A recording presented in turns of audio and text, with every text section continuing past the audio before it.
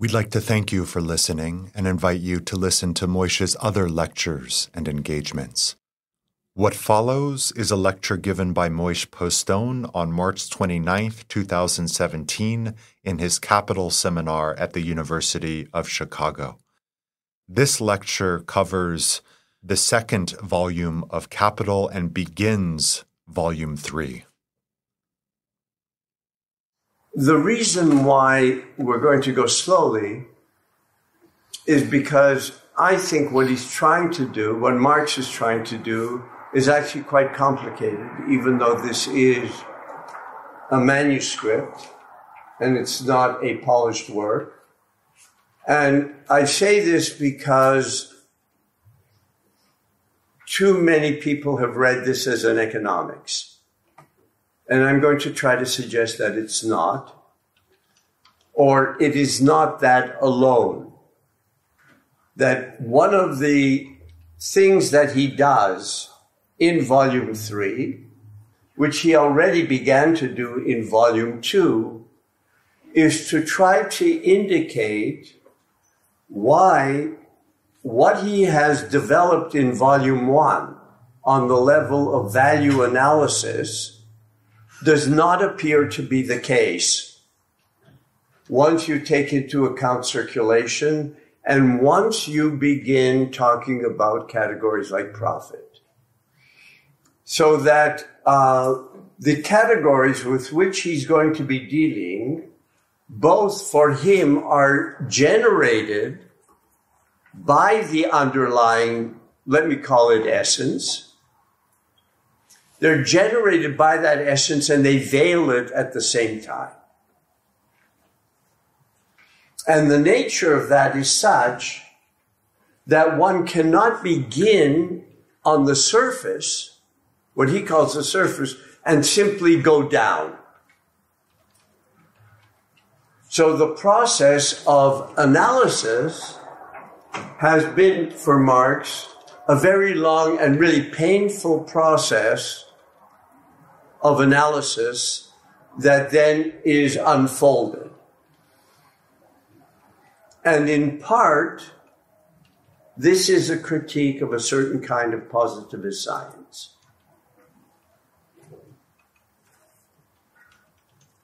But because of that, and because the language is not overtly philosophical, it's not always overtly theoretical, it can be very easy to miss. For that reason, in order not to miss too much, we're going to be going slowly. And we'll do as much as we can. I certainly want to get through the first part, which culminates in the tendency of the rate of profit to fall. And I'd like to get through the second part on interest credit finance, even if it means not fully dealing with what he does with ground rent and rent. Since this is the order in which the volume was written, the manuscript was written, we'll just sort of march through it. I'm open to suggestions if people think that there are small chapters that we can simply skip. I'm open to those suggestions, but at least vorläufig, on a preliminary level, see, when I start reading Marx, I start reading German. The translation, incidentally, is not the best. But there isn't much I can do about it.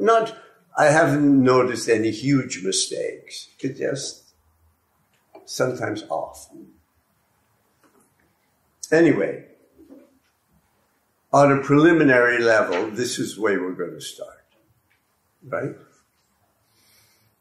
I spent the entire quarter doing what I thought would take 1 or 2 classes, which was essentially to review the structure and arguments, and the argument is really implicit in the structure of Volume 1, and did most of Volume 2 more quickly. Now, it's kind of silly for me to say this, but are there any questions?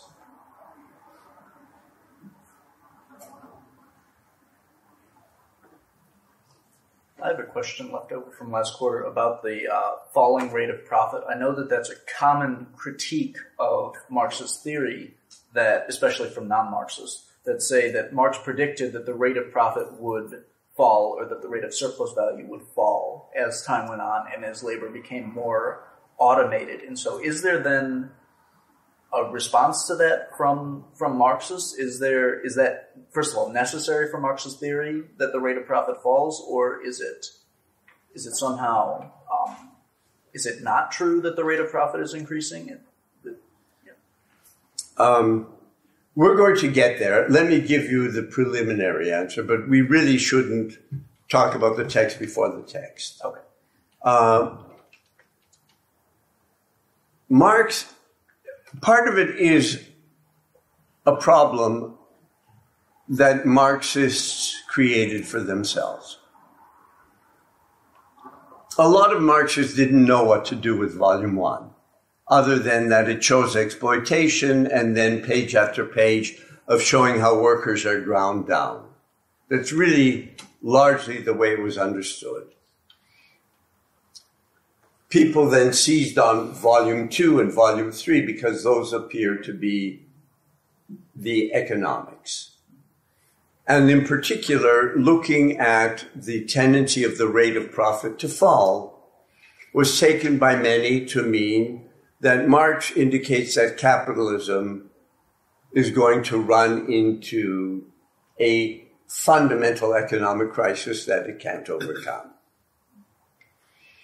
The problem with that is that Marx didn't invent the tendency of the rate of profit to fall. Political economy did. And what a lot of people forget is that there is a running commentary on political economy. It is called the Critique of Political Economy. And one of the things that he is trying to do, and I'll come back to this over and over again, is in a sense fulfill the program that he outlined in the German ideology a long time ago, which was when he is polemicizing against the young Hegelians who claimed that consciousness determines social being. And Marx says they've got it backwards. Social being molds consciousness. He then, has this paragraph where he talks about that in ideology, things appear upside down. He then suggests that an adequate theory would have to explain the conditions of possibility for, let's say, the young Hegelians getting it backwards. That it is not enough simply to say, no, you're wrong, this is right, but rather that your argument is strengthened to the degree to which it can also explain the other theories. He's doing that constantly in volumes 2 and 3. So his treatment of the tendency of the rate of profit to fall is a commentary on Ricardo. He also, as you'll see when we get there, he has countervailing forces. When you read volume 1 and Marx is developing his theory of value, he doesn't have countervailing forces. So he's dealing with things on a much more empirical level. And he is saying that to the extent that the rate of profit does fall, the reason for that is, and then he'll switch to value theory. Does that help? So basically, to sum it up in one sentence, there are countervailing forces that cause the rate of profit to not to fall. Not fall. Okay. But the rate of profit is a surface phenomenon. He's trying to explain why someone like Ricardo could think that. We're going to begin looking at rate of profit today, and I'll elaborate a little more on these arguments with reference to the text itself. Several things that I want you to remember, even if I have repeated them ad nauseum, is that value theory in Marx is not an attempt simply to prove the existence of exploitation, and it's certainly not an attempt simply to explain exchange ratios. It is not a political economy. And as I've tried to emphasize time and time again, that what Marx does in Volume 1, once he sets up his categorical apparatus, which really only comes into full validity in the middle of the book when he introduces relative surplus value. It's at that point that the temporal dimension of the categories becomes crucial.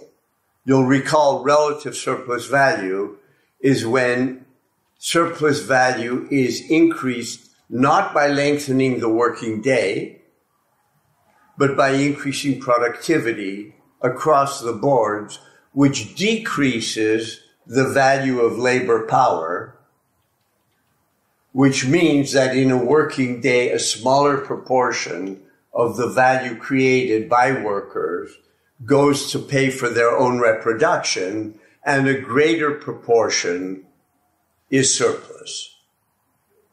The fact that the value of labor power falls does not mean that the workers are worse off. That's a common misunderstanding.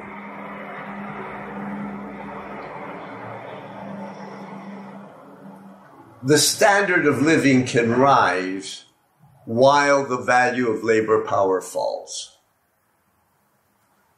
That's number one. Number two, as I tried to indicate to you, implicit in the category of relative surplus value is the fundamental basis for a theory of the necessary acceleration of productivity in capitalism.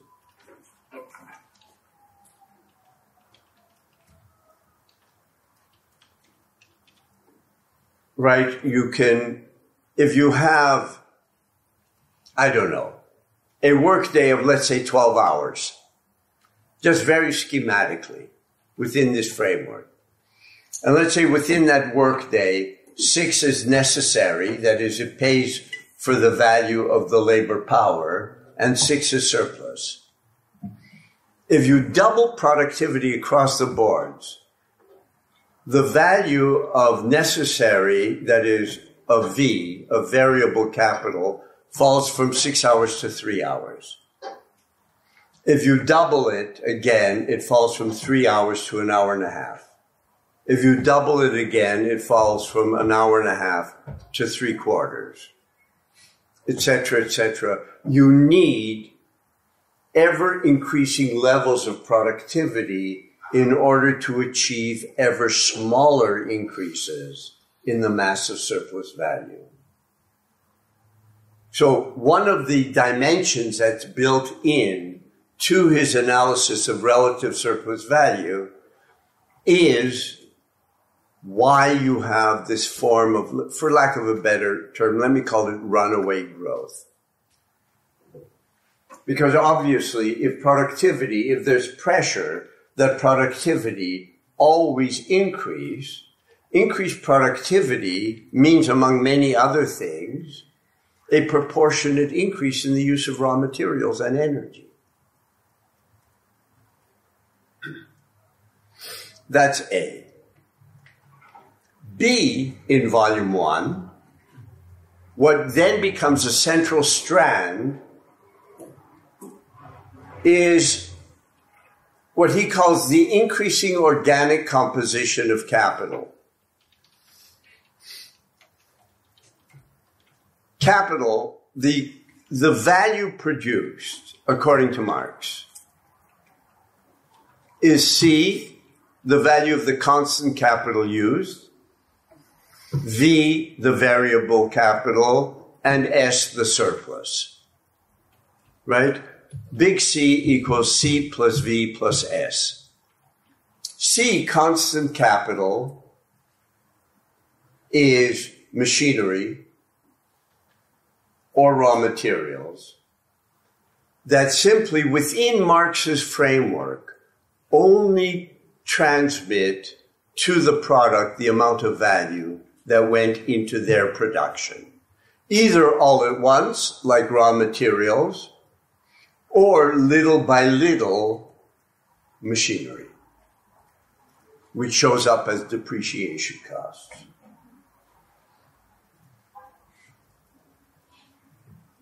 As capital, fully developed capital, develops, you have an increase in the ratio of constant capital to variable capital, according to Marx. What this means is that production becomes increasingly mechanized. The variable capital becomes a smaller and smaller portion of the productive whole. What a lot of people miss in Marx, and it's very easy to forget when you read volumes 2 and 3, is that to come back really to basics, value for Marx is not the same as wealth. Marx is not arguing that labor at all times and at all places is the sole source of wealth. He's arguing that value is a historically specific form of wealth, and he's claiming that that form of wealth is at the heart of capitalism. He makes the distinction between what he calls material wealth, which is a function really of output, how much is produced, and that in itself depends on not only labor, but it depends on knowledge, on technology, on the natural environment, on a variety of things. Value, for Marx, is a function of socially necessary labor time alone. Many of the arguments about the validity of Marx's theory of value assume, now it may not be correct, but you have to know what he's trying to do with the theory. So they treat it as a theory, a transhistorical theory of wealth, and then they say Marx doesn't take into account technology, doesn't take into account natural environment, etc. He does, but not as value. The point of what he's trying to do with the theory of value only becomes clear if we read all of volume 1.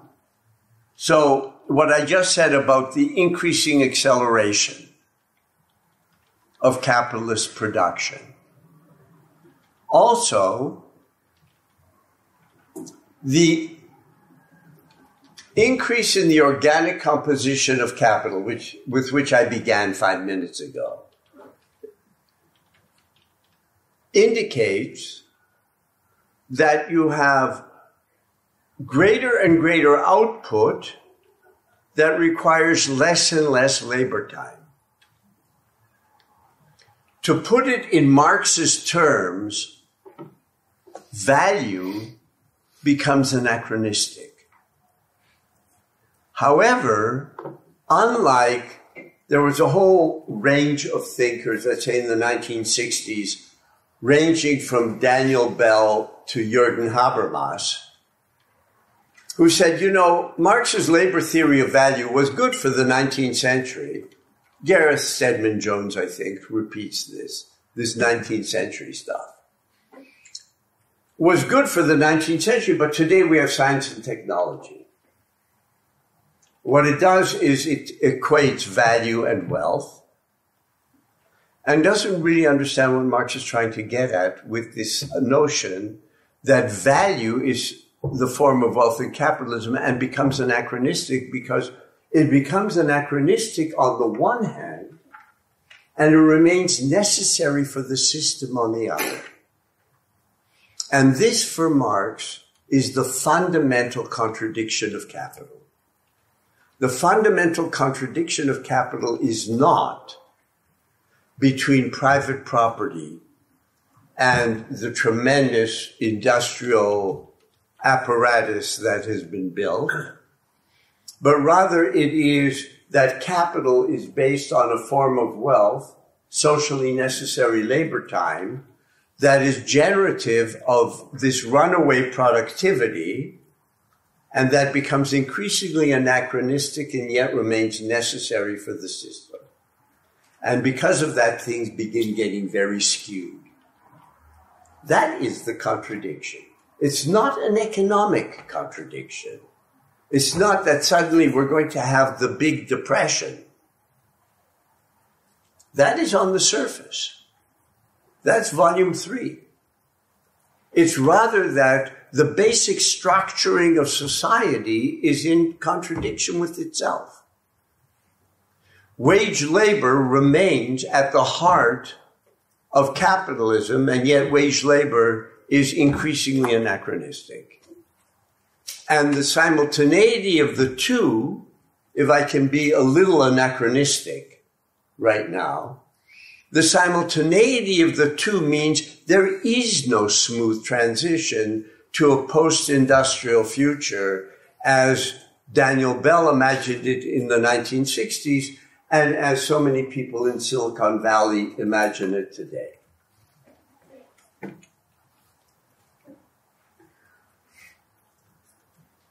Everything that he writes in Volume 2 and Volume 3 about how value is disguised, I want to read with reference to this outline of the trajectory of Volume 1 that I've just given you.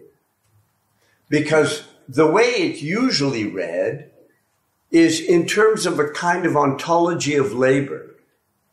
That labor is the source of dignity and wealth and a lot of other things, and then crass commercial activity sort of disguises that. And what you want is, if I can be a little crude, the hammer and sickle, that is productive labor, openly as the source of wealth and do away with all this commerce. That completely brackets everything essential about the theory of value that I tried to outline for you. So that when, as we go through this, he keeps on talking about how value is hidden, value is veiled, the productive dimension of labor doesn't appear. That's all with reference to what he considers to be a historically specific form of wealth, rather than an ontology of labor and wealth. Does this make sense to people?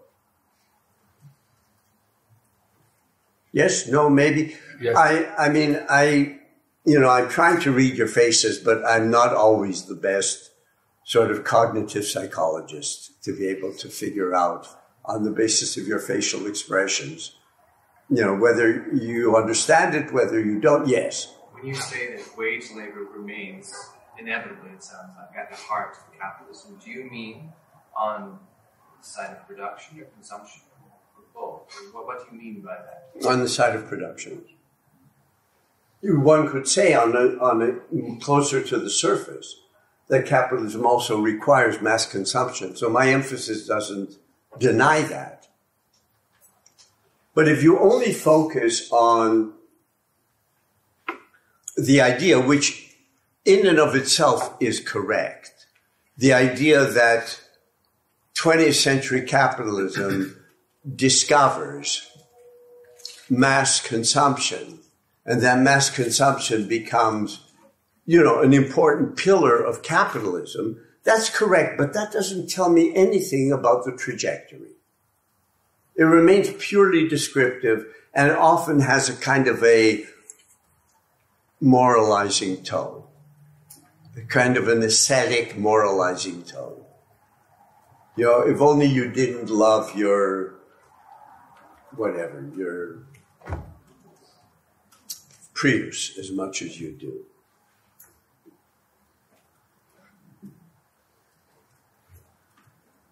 Okay?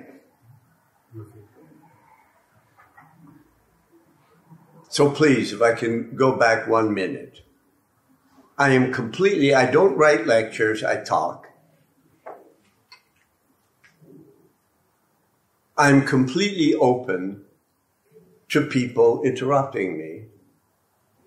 Either you don't agree, or you really don't understand what I've just said, or you've thought of something that you think is germane to what we're talking about. But I would like this, and one reason why I always insist on this room rather than a room with rows, is I'd like this to be interactive. This may be utopian on my part, but I would like it to be as interactive as it can be, given that we have difficult material. Nevertheless, the fact that we're going through it slowly, I hope, will increase the possibility of interaction. Okay? So that was the short version of Volume 1. Right? Not to be read, absolutely not to be read as a history that once upon a time there was commodity produce. The structure of the volume is you begin with the commodity and then you go to money and then you go to capital. And many people have taken this as a historical account, which it was never intended to be. He's very explicit about this. And which would be historically totally false. The category of the commodity in Volume 1 of Capital is the commodity only as it exists in fully developed capitalism.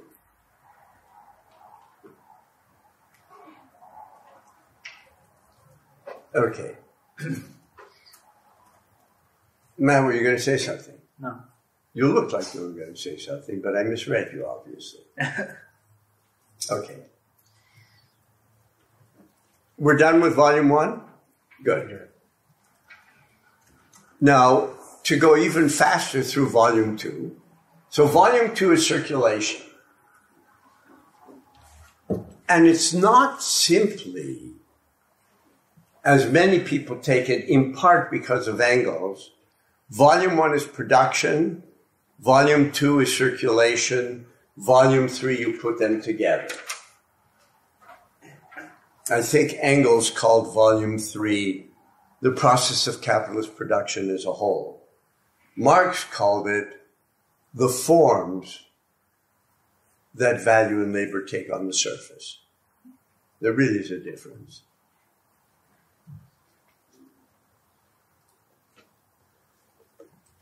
Volume 2 is the way in which circulation, A, operates, and B, is both real and hides what was developed in Volume 1. And I think a lot of people, because, there's this category of false consciousness, and I don't think they understand the epistemological dimension of Marx, which is false consciousness is a kind of a moralizing. And why you have this false consciousness, who knows? Maybe it's because of your class interest, or maybe it's because you're European. These kinds of categories. Whereas what Marx is trying to do is indicate, why is it that people could think the way they do? What is it about the forms that render plausible their forms of thought? So there is a running epistemology in this work, which just hasn't been read as such. In part, I must admit, because a serious study of Marx for 6 generations, especially in the United States, has been basically excluded from the academy. There are many more people in the academy who are extremely familiar with Weber or Nietzsche, Kant, maybe Hegel. And Marx, it's always a few little snippets, Communist Manifesto, a couple things, and a serious study of what is, a really quintessential serious work just isn't undertaken. It's a little different in Germany. Actually, it's quite different in Germany.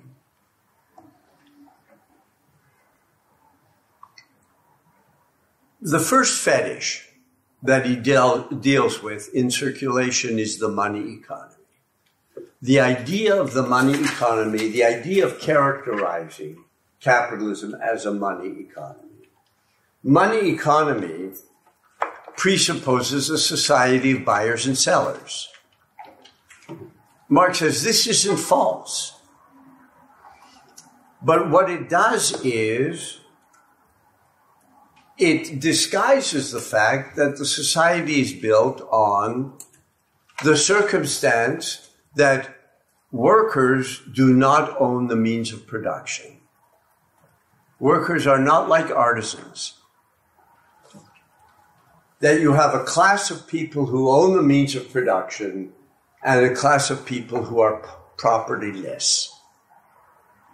And they're propertyless, and this is what the end of Volume 1 is about. To render them propertyless is itself a process that he called original accumulation. Primitive accumulation is not the best translation. It's original accumulation, which is to render, it's not just how do you accumulate money, but rather how do you generate a class that has no property. Not that that's the only element in the development of capitalism, but for Marx it's a central one, because wage labor is central, because value is central, because the dynamic is central. It's not simply a story of bloody extraction, although that existed, definitely, and was very bloody and very extractive and still is.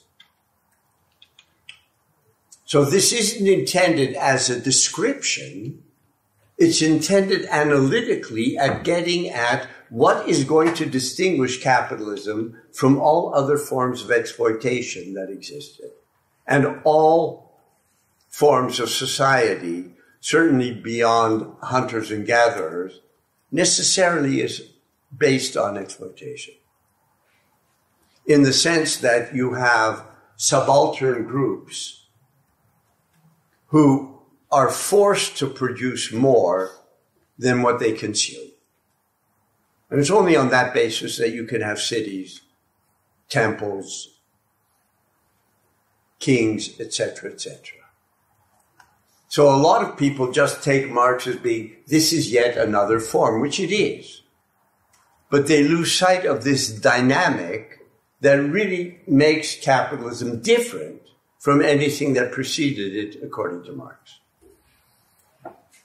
So money economy doesn't get at the class difference. That's fine. Almost all Marxists would agree with that. But then 100 pages later, Marx says in volume 2, class relations are a relation of distribution. And then you wonder, so what is the relation of production? Because usually that's how you understand relations of production, private property. And Marx says it's the dynamism. Capitalism is capital is a movement. Right? Those who consider the autonomization of value as a mere abstraction forget that the movement of industrial capital is this abstraction in action. This is not captured only with reference to class. So value theory is not really a theory just about class exploitation. And this movement is in volume 2, which is really circuits of capital. This movement of circuits of capital is the way in which capital initially interfaces with everything that is non-capital. A lot of people have this assumption that capitalism develops in England, in Holland. And first these societies are capitalist, and then they spread out. It doesn't happen that way at all, according to this, and I think historically. Capital is a dynamic that at the same time that it is transforming the Netherlands, is transforming the United Kingdom, it's also globalizing. Capital is global from the very beginning. That doesn't mean that it's the same. And it certainly doesn't mean that you have these modules that everybody is supposed to be a little England and follow that trajectory. On the contrary,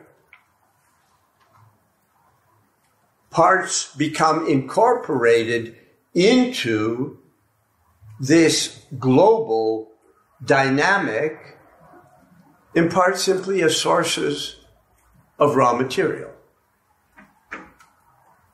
Yeah. I may have misheard. You're using the term capital and capitalism. So people will often say that capitalism first developed in England or Holland and then spread out. But no, in fact, capital was always global. Is there an important distinction between? Yeah, I mean, I sometimes use them interchangeably, but strictly speaking, the movement is the category of what Marx calls capital. Capitalism sounds like a system that could be a national system. It need not necessarily, but it frequently has that implication. And so you get capitalist England or capitalist Holland going off and trying to conquer the world, which, you know, they succeed to a large degree. But it's the global dynamic of capital that reacts back on England or Holland. So you have this transformative, you don't have something which is formed in the West, and then once it's formed, it goes to the rest. It transforms the West. What we call the West is really a misnomer, because you get this sense, which comes from conservative political philosophy, that there is just a continuum. You start with, if not the pre-Socratics, at least you'll start with Socrates and move forward, and that's all the Western tradition. No. What you have is a radical break in the form of life in the West, as well as everywhere else. The break isn't the same. You know, as Holland becomes the commercial center, really, of the world in the 17th century, you know, Holland is the Netherlands is a pretty small place. Even though now they're, I think, the largest agricultural exporter in the EU, but that's because they grow tons of vegetables in buildings.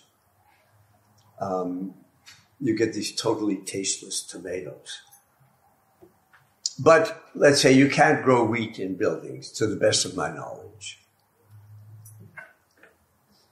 What happens is that Eastern Europe becomes the granary for the Netherlands. And the Dutch Navy is spending most of its time patrolling the Baltic to keep that route open.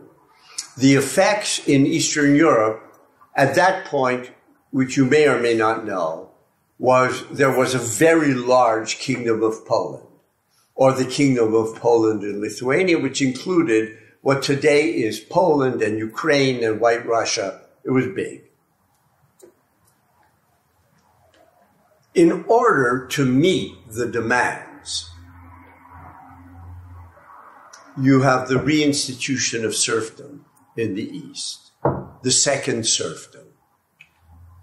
The second serfdom is frequently, if you just view these things separate, like area studies, then the second serfdom you've got to try to explain with reference to the cultural peculiarities of the East, maybe Orthodox Christianity as opposed to Western Christianity, etc., etc.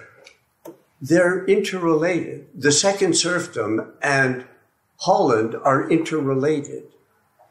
Just as you, I'm sure you know, slavery in the United States takes on a different cast once they're producing cotton for the mills in the Midlands. It becomes much more intense than it had been. This growing intensification of slave labor can't be explained only if you look at the United States alone. But you have to look at it with reference to the Midlands. Then maybe you can understand why Britain almost intervened on the side of the South in the Civil War. Yeah. Just a clarification. Above, you were talking about the first fetish being the money economy. Were you then saying the second fetish was class itself because it's a phenomenon of distribution? It is a fetish. It's complicated, you see, because on the one hand, if this is the money economy, pure surface, buyers and sellers, class stands behind that. But if you stop at class, what you miss is the dynamic.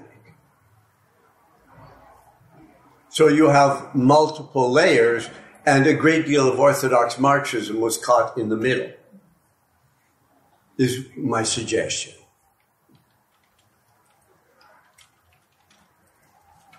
Okay, so he talks about world trade several times from the beginning, and he makes the point in the course of the volume that things become drawn in to the world system, if you will, of capital, even if the commodities that are being produced are based on slave labor, peasant labor, communal labor, state production, or even he has hunters and gatherers. Because the whole nature of their production is going to change. It's not that suddenly everybody becomes proletariat. But it's a mistake to think that they are really now separate parts of the world. And this distinguishes, I want to suggest, and I'm going on a tangent, but that's what happens when you don't write lectures. This distinguishes this form of imperial, I'll say, global rule from other forms of empire, which certainly antedate capital. Rome, China, Alexander, but that was short-lived. Those forms of empire don't fundamentally change the way of life of the majority of the population. For much of the population, it signifies simply that they have a new overlord and that the tax structure might be even more crushing. But you don't have a fundamental transformation of society, and long-distance trade doesn't do that as well. Long-distance trade does not begin with capital, as we know. I mean, the Silk Route has existed for a very long time. The Silk Route did not necessarily change everything in China and everything in Rome. With some exceptions, like when the Chinese gold production fell, and that really affected the Romans. But generally speaking, these societies developed without having much to do with one another other than the transfer of goods. So to talk about the fact that, let's say, the Indian Ocean was a site of a great deal of trade long before Vasco da Gama and the Portuguese rounded Africa, misunderstands the concept.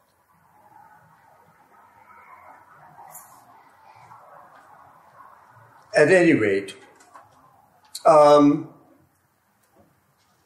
and time again, when Marx is dealing with the surface, every so often he will just, let's say, in chapter 2, he ends with the organic composition of capital.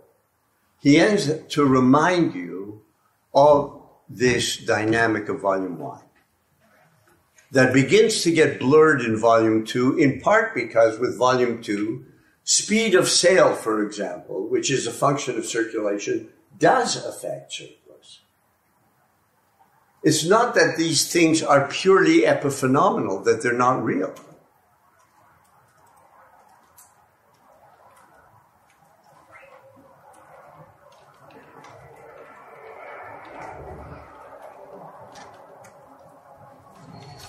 Or, for example, in talking about circulation time,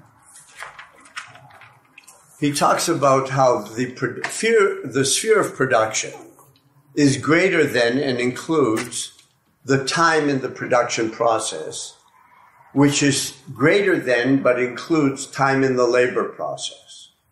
One of the things that capital does, under pressure from circulation, is to shorten the time differences. You have, in a sense, a rationalization of time. The rationalization of time is driven in his account by circulation, by speed of buying and selling. Not all forms of the rationalization of time are the same as the temporal dynamic of volume 1. So that if you talk about, and I hope I'm not doing him a disservice, but let's say when David Harvey talks about time-space compression, he doesn't distinguish among these different forms of the rationalization of time.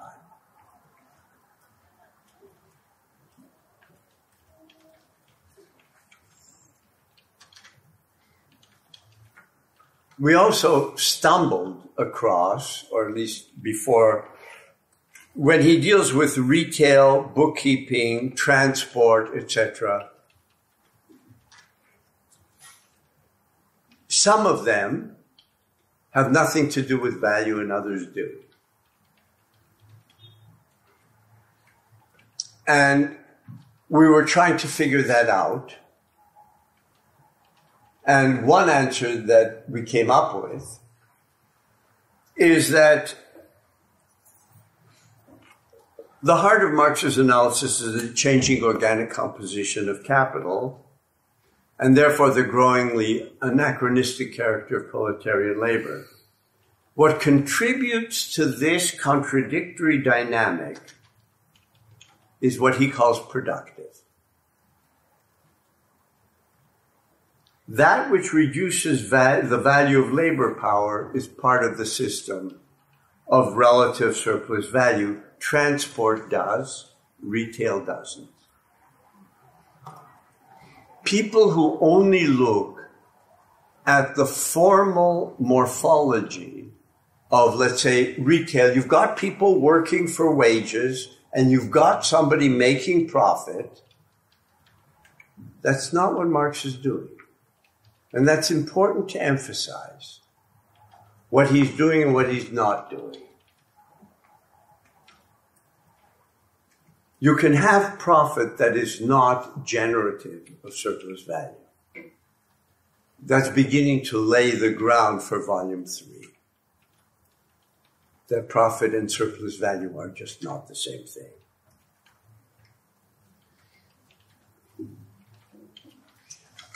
You'll notice in the language that I used just a second ago, productive does not mean what is productive for society.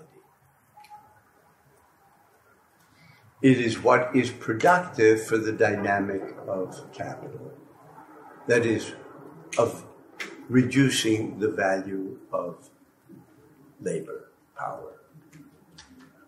This has been, I think, tremendously misunderstood, in part because I think a lot of Marxism was based on an ontology of labor and the idea that this kind, proletarian labor is productive for society and everything else is kind of parasitic. And then you have within that framework, I think the completely justified response starting in the late 60s, early 70s on the part of certainly one wing of the feminist movement who said, you mean reproductive work isn't productive of society? There should be wages for housework, etc. But that was a reaction, as far as I'm concerned, to this idea that productive really means what is productive for society. Whereas that's not what this theory is about, and it's what makes the theory a little difficult. Is the attempt very systematically to talk about a historically specific form that in its unfolding points beyond itself. So it's not a stable category. Which means also that class is not a stable category. It's very different and much harder to deal with than if you've got nice, stable categories. Here what you've got is a dynamism where you have nodes that come together in that dynamic. Is really one way of thinking about class now, which isn't an easy way of thinking about it. Now, it's when Marx returns to the dynamic in Volume 2 that he criticizes Bailey's notion that value is relative. And this happened several times in Marx's analysis. For example, in Volume 1, and I know some of you have heard this before, in Volume 1, the first chapter that says labor is the source of value. One could ask on the basis of Volume 1, why not utility? Why does it have to be labor? And usually answers that simply stick with Chapter 1 as if Chapter 1 were foundational in a way that's different than the way Marx meant it, can't give an answer. But in volume 1, once out of the double character of the commodity, he introduces the category of capital as what he calls self-valorizing value. As a dynamic, it's at that point that in a footnote, he criticizes theories of utility. Theories of utility are not adequate if you're going to try to explain a historical dynamic, is what he's claiming. If all you're interested in is exchange ratios, then of course, why not utility? Likewise, in volume 2, it's only when he says that capital is not simply a relation of distribution to classes, but is the movement, that then he has a footnote to Bailey's theory of relative, that value is relative, because relative values can't explain the dynamic. So it's always, if you read carefully, it's always with reference to the issue of the basic dynamic that he's outlined, that he then will criticize other theories as being inadequate, rather than imagining that he's got chapter 1 and he's proven that labor, he hasn't proven it at all. That misunderstands the nature of Marx's argument, which is he begins with the commodity, value and use value, abstract and concrete labor, and uses that to develop the category of capital. And it's only when he develops the category of capital that retroactively in the book, he's justified his point of departure. So the point of departure is not something that stands on its own. It acquires its plausibility through the development itself. And, you know, this is an argument that someone like Hegel will make. But correct me if I'm wrong, I don't know anybody other than these two guys who developed this kind of theory. Linus, am I wrong? Well, I don't know. I thought you were raising your hand. I was, but I was going to get a question. Go ahead. So I suppose from what you're saying right now, Marx's argument, unlike many other arguments which would purport to explain various features of society, is uniquely able to account for the dynamic. Right. And therefore, if someone else is going to present you with a theory of society that is not Marx, then you could say, well, does it describe the dynamic? That would be a question that you would do, right?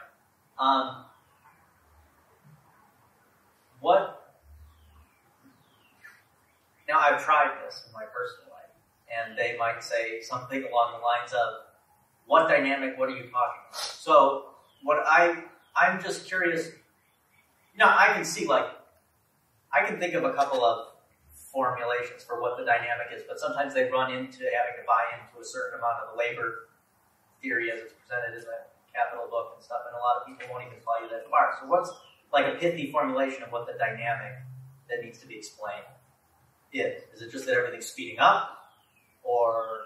Well, what is the everything that's speeding up? Let's start with that.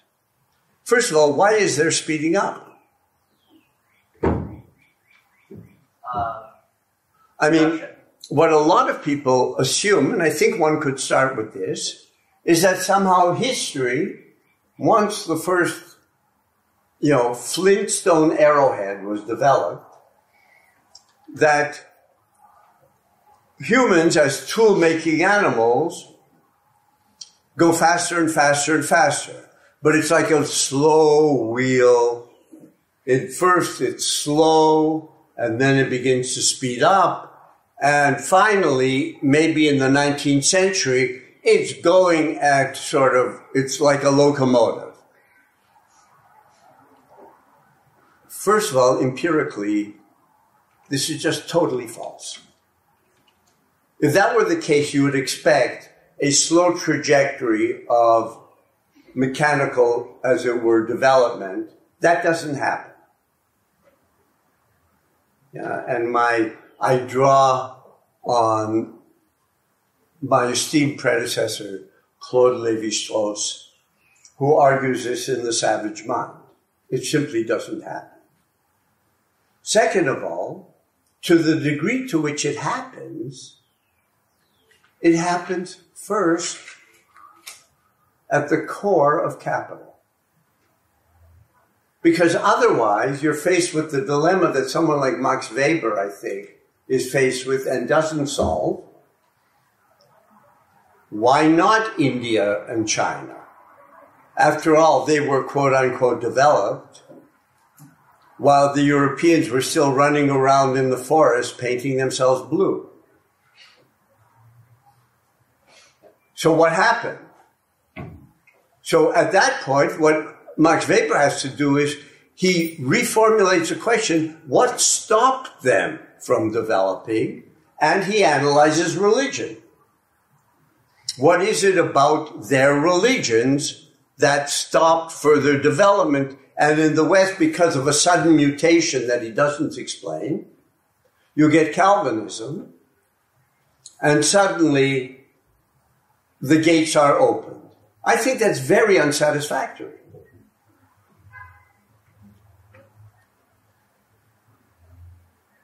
Because it doesn't describe, it doesn't explain where the mutation. No. It doesn't explain the mutation. It doesn't explain why the emphasis on labor as a sign, for those of you who know the Protestant ethic, as a sign of being elect. Why is that plausible to groups of people? Why is it plausible to groups of people mainly in places like Geneva, the Netherlands, and the south of England, and not so much in Germany or the south of France, and certainly not in Spain? Why not? I don't think Weber, but at least Weber has the good sense to say he's not presenting this as a complete argument. He's looking at one strand of a very complex dynamic or development, let's say. So there's something, see, the problem is that there's something uniquely dynamic about capital, and today this is considered to be a Eurocentric statement. So you have alternative modernities. But what constitutes modernity?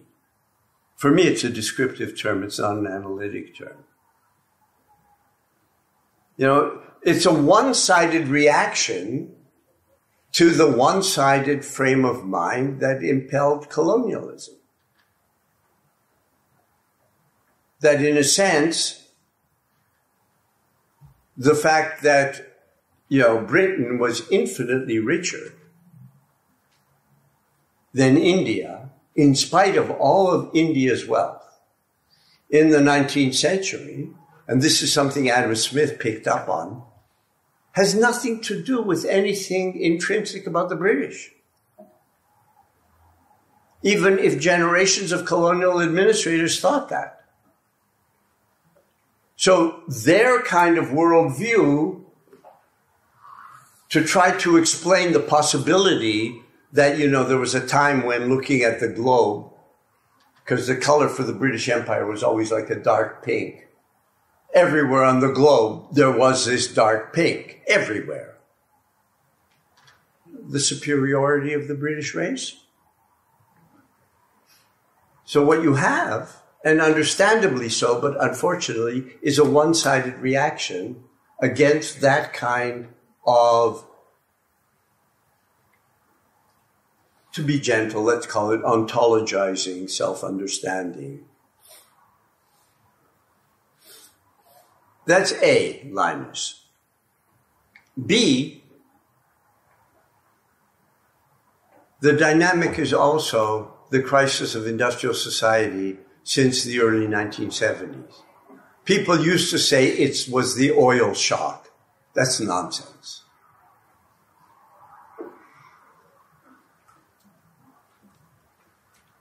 There is a dynamic there. We don't live in the same kind of society that existed in the 1950s and 1960s,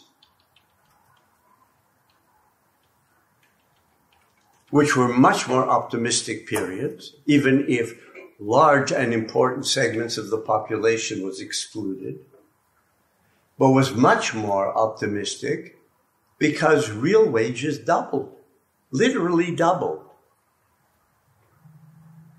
And this was seen as finally sort of the managers have managed to control capitalism, and now prosperity for all was just around the corner. But that wasn't just BS. That was based on a real experience. And that post-war period, productivity gains were much higher than today without computers, without iPhones. The real productivity gains grew enormously, and wages grew accordingly. Wages in this country have flatlined since 1973. If you think this is Hillary Clinton's fault, I've got a president to sell you. Good line. Thank you. I just thought of it. If people aren't aware of the fact that this is a society that is in a constant process of change, which doesn't mean necessarily something good, I don't know how you could reach that.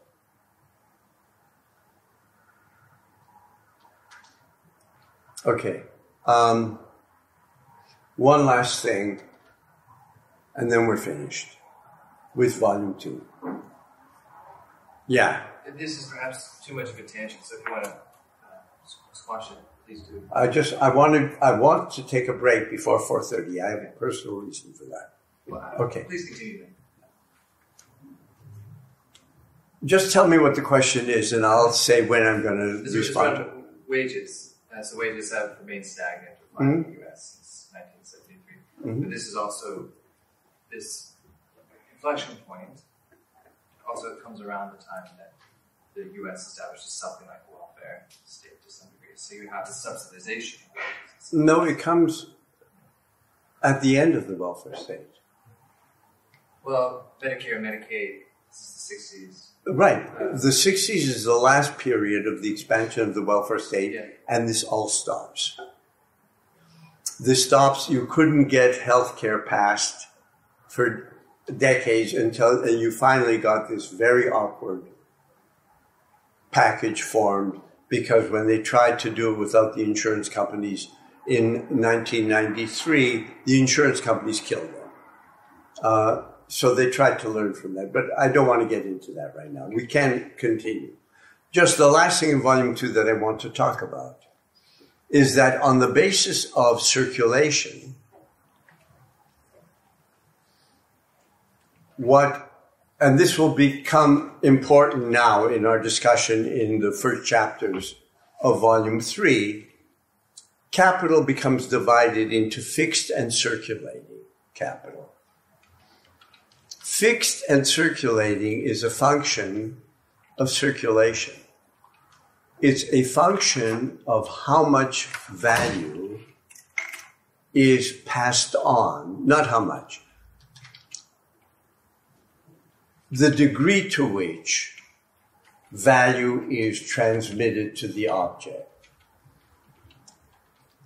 Raw materials and work, labor, transmit all at once. They are circulating. Machineries, much more slowly. So that labor becomes grouped with raw material, and now he's going to go in much greater detail in volume 3, as a result, the value constituting dimension of labor becomes completely lost. So I've just touched on some of the fetish forms of volume 2. And then he goes on to just with the market, how difficult it is to coordinate. The coordination is a kind of a hit or miss sort of thing. You've got a great deal to coordinate, and it's done anarchically. And he criticizes the anarchism of this, and a lot of people have read that. And they say, okay, Marx is for planning, but they don't take volume 1 very seriously, that he's not talking about planning of the same form of industrial society. And there was another point, but I've forgotten what it is. And we're going to take a brief break now. Part of what I have to say will actually reiterate, I think, some of the points that were made in the report, but just in a sense for emphasis. He begins, what we're dealing with in part 1, he says, is the transformation of surplus value into profit and the rate of surplus value into the rate of profit. And immediately he's going to go into the category of cost price. Now, assuming that this isn't just a guide to bookkeepers working in small firms, we're going to figure out the significance of cost price and what the significance that has for then the question of the surplus. But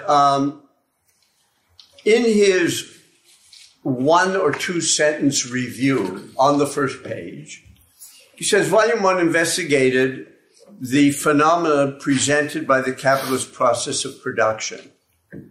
Now, what I emphasized at the beginning of the last session was that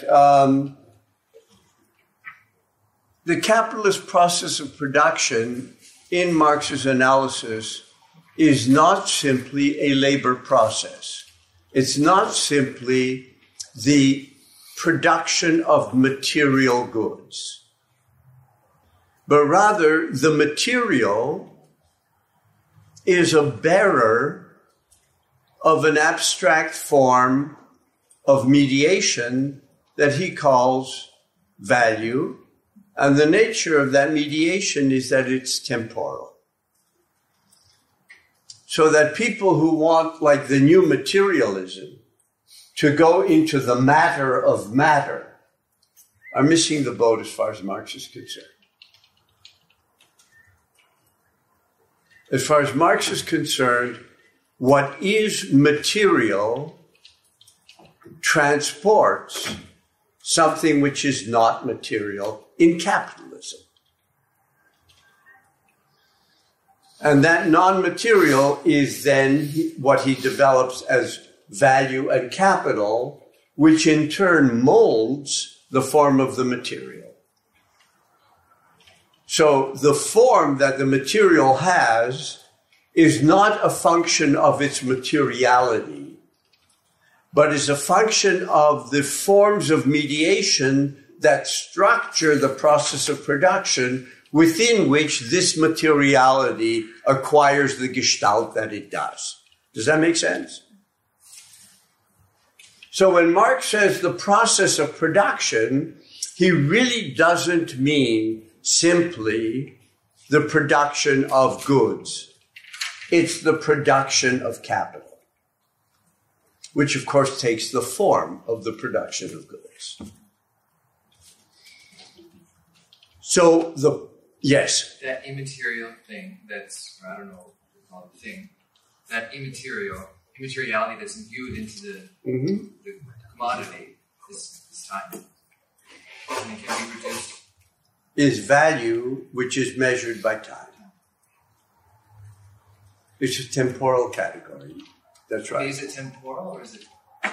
I mean, don't know if this is an important distinction at all, but is it time itself as opposed to temporally mediated? See, is it a time theory of value? Is it? This will take me off onto a tangent. No. It's elsewhere. I argued that the time of capital is constituted. What we call abstract time is constituted with the development of the commodity form. The idea of an abstract frame within which action occurs, the idea of time as an independent variable, is not discovered by Newton, but rather is discovered by Newton because it has been socially constituted. Is there a time outside of that time? Good question. I also argue, and this would take us into too much detail, that what capital involves is that this temporal frame, abstract, the amount of value produced, let's say in an hour, remains the same regardless of the level of productivity. This is one of the things Marx begins with. Of course, he's then going to use that to illuminate something later. But this is what he begins with in the first chapter. But the productivity level determines what counts as a unit of time. Right?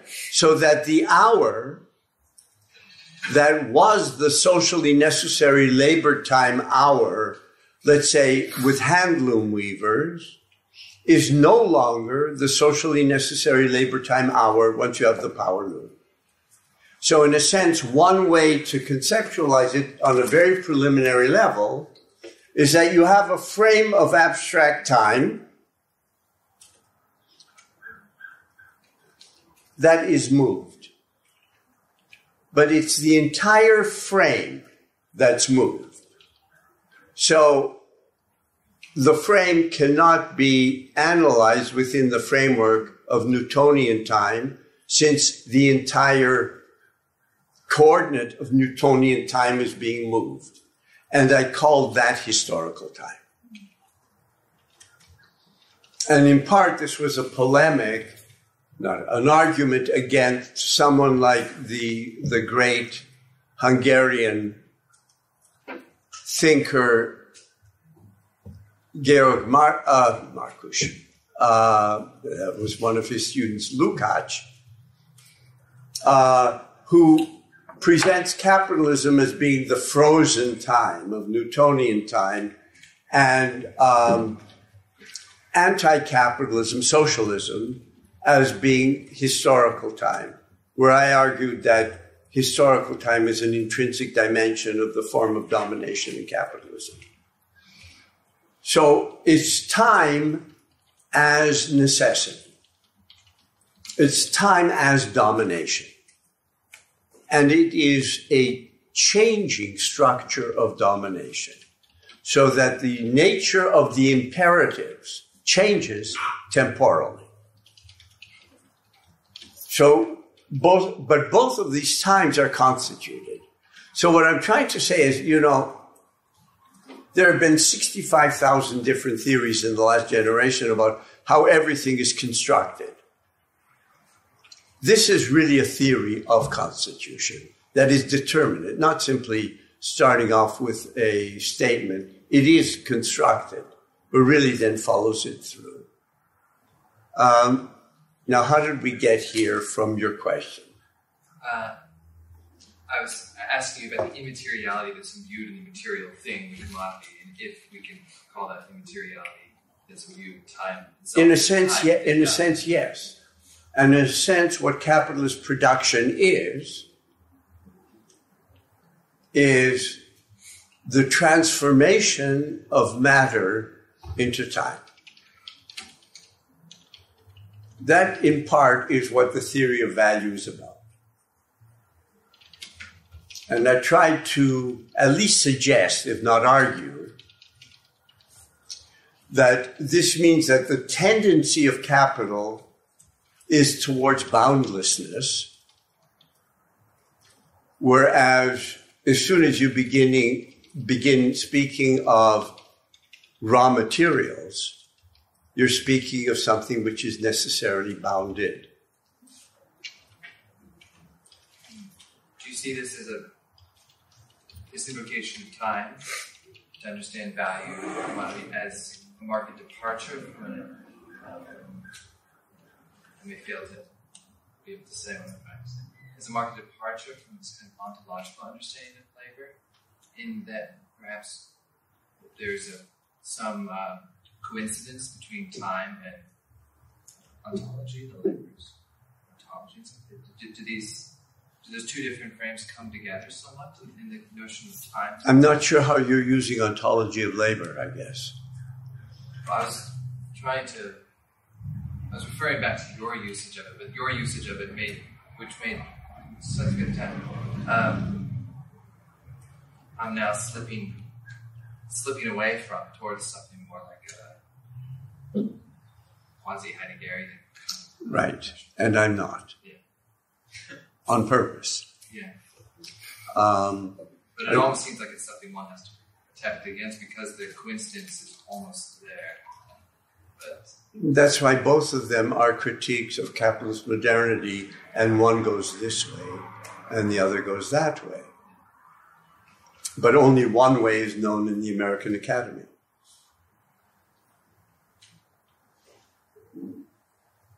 We won't get into that. Why the American and French Academy decided to take the direction of the most prominent fascist thinker of the first half of the 20th century, because it was a critique of modernity, which of course fascism also is. But there is a tone deafness to that in a lot of academic circles. I don't mean, therefore, you dress Heidegger up in a brown uniform and throw him in the wastebasket. But I think it has to be understood, or at least grappled with, that in terms of his self-understanding, it is a fundamentally conservative position. And to talk, I mean, conservative in the sense of the so-called German conservative revolution.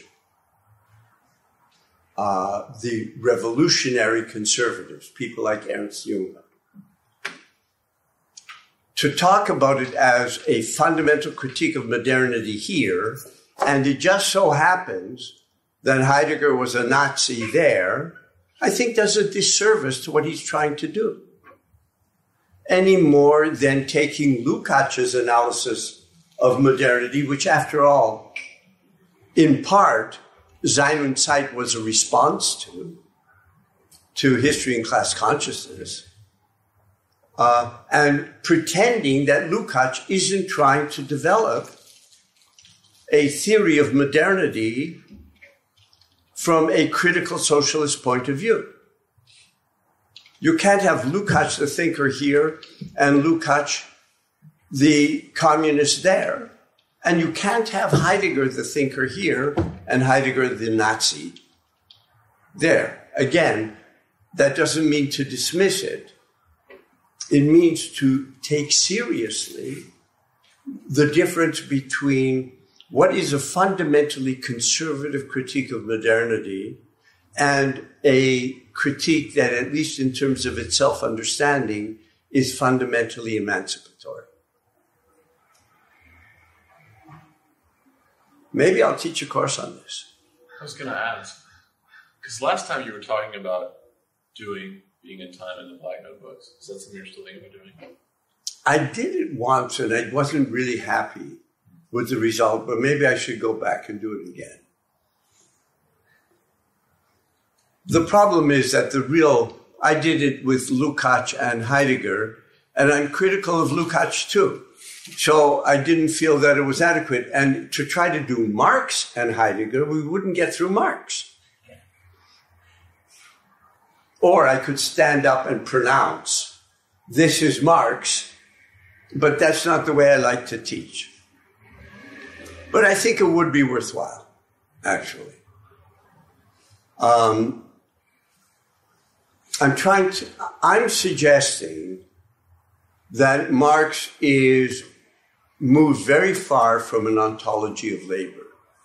This in spite of the fact not only that Heidegger, of course, is ontological, but that a great deal of Marxism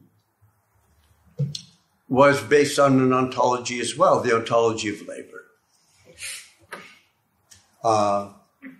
And so that's always a kind of a difficult thing in trying to present arguments when I'm not siding with one against the other. But be that as it may, the insight into Marx's notion of the historicity of value undercuts the, let's say, traditional Marxist notion of the ontological character of labor.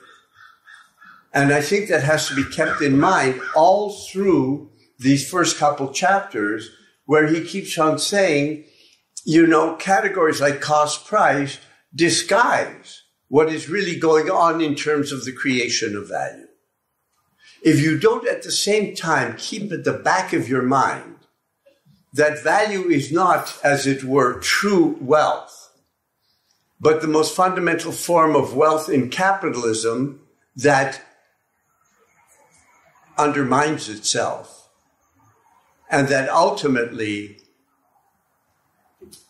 generates the possibility of a society in which value would not be a category. Right? This is the opposite of, let's say, and I've mentioned this before in class, the Cambridge economist of 1 or 2 generations ago, Joan Robinson, who argued that Marx's theory, the labor theory of value, really only comes into its own in socialism. Because she takes it as a theory of fairness and justice. What workers produce should belong to them. And that the labor theory of value was really this sort of theory. There's a powerful tradition of that form of thinking. I'm saying no. Does that make sense? Yeah, this is wonderfully illuminatory. So thank you. Good. I hope it's illuminating. I mean that seriously. So when you talk about Newton in the context of this historical time, I feel like I'm starting to get the idea that value is measured in time, in hours, and the quality of those hours are determined by the standards of production of the day. But where does Newton come in, and Newtonian time? Well, in part, I'm basing myself, first of all, on a lot of reading I did about time. But even if you take this classic article that, if you don't know, you should know, written by the British social historian E.P. Thompson, Time, Work, Discipline, and Industrial Capitalism. And he points out that until you have modern capitalism, time is dependent on actions, right? You measure time by, I forget the amount of time it takes to fry a locust, the amount of time it takes to plow a furrow. The activity comes first, the time comes second. What he doesn't talk about, but which I do, is this holds true also for measurements of time with regard to natural phenomena.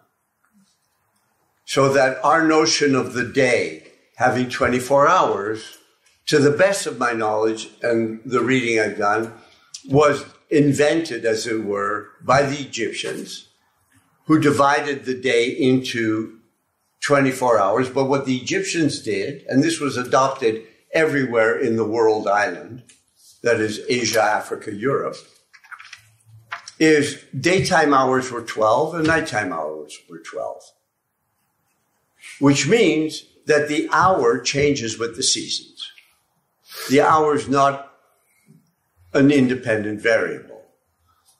to measure this takes a great deal of sophistication, but they did. Water clocks measured this. I have no idea how. But also, I mean, it's one of my favorite sort of anecdotes. The Japanese had this notion, that the hour changed with the seasons. And when the Jesuits in the, I think, 17th century, I believe 17th and not 16th, introduced Western clocks, modern Western clocks, to Japan, the Japanese think this is really kind of cute, this is really nice, and the Japanese modify them so that the hours aren't constant. So you have several hundred years of what in a huge German treatise I once read, Alt-Japanische Uhren, old Japanese clocks, where hours vary with the seasons. And I saw an ad. Somebody has redeveloped this. You can get a wristwatch of the old Japanese clock for $40,000. But be that as it may, what the example shows is that the modern Western clock of constant hours is not a function of mechanical sophistication, because it takes an inordinate amount of mechanical sophistication to build one of these Japanese clocks. So it's not that. So I am saying that the idea of time as an independent variable, as opposed to a dependent variable, emerges in Europe with clocked labor. And there's a whole story about that, but I'm not going to now go into that in detail. Okay, and in a way, E.P. Thompson also writes about it, that at the beginning, one expression of workers or people becoming workers, their resistance to the kind of discipline imposed is they just reject it completely. After about 150 years, they begin to struggle about the hours worked, which means they accept the basic framework of fixed hours and fixed work. But that took 150 to 200 years of disciplining, propaganda, a lot of stuff. It seems to me that this opens the possibility of a theory of knowledge that both has the idea that frames of thought are socially constituted without A, it being random,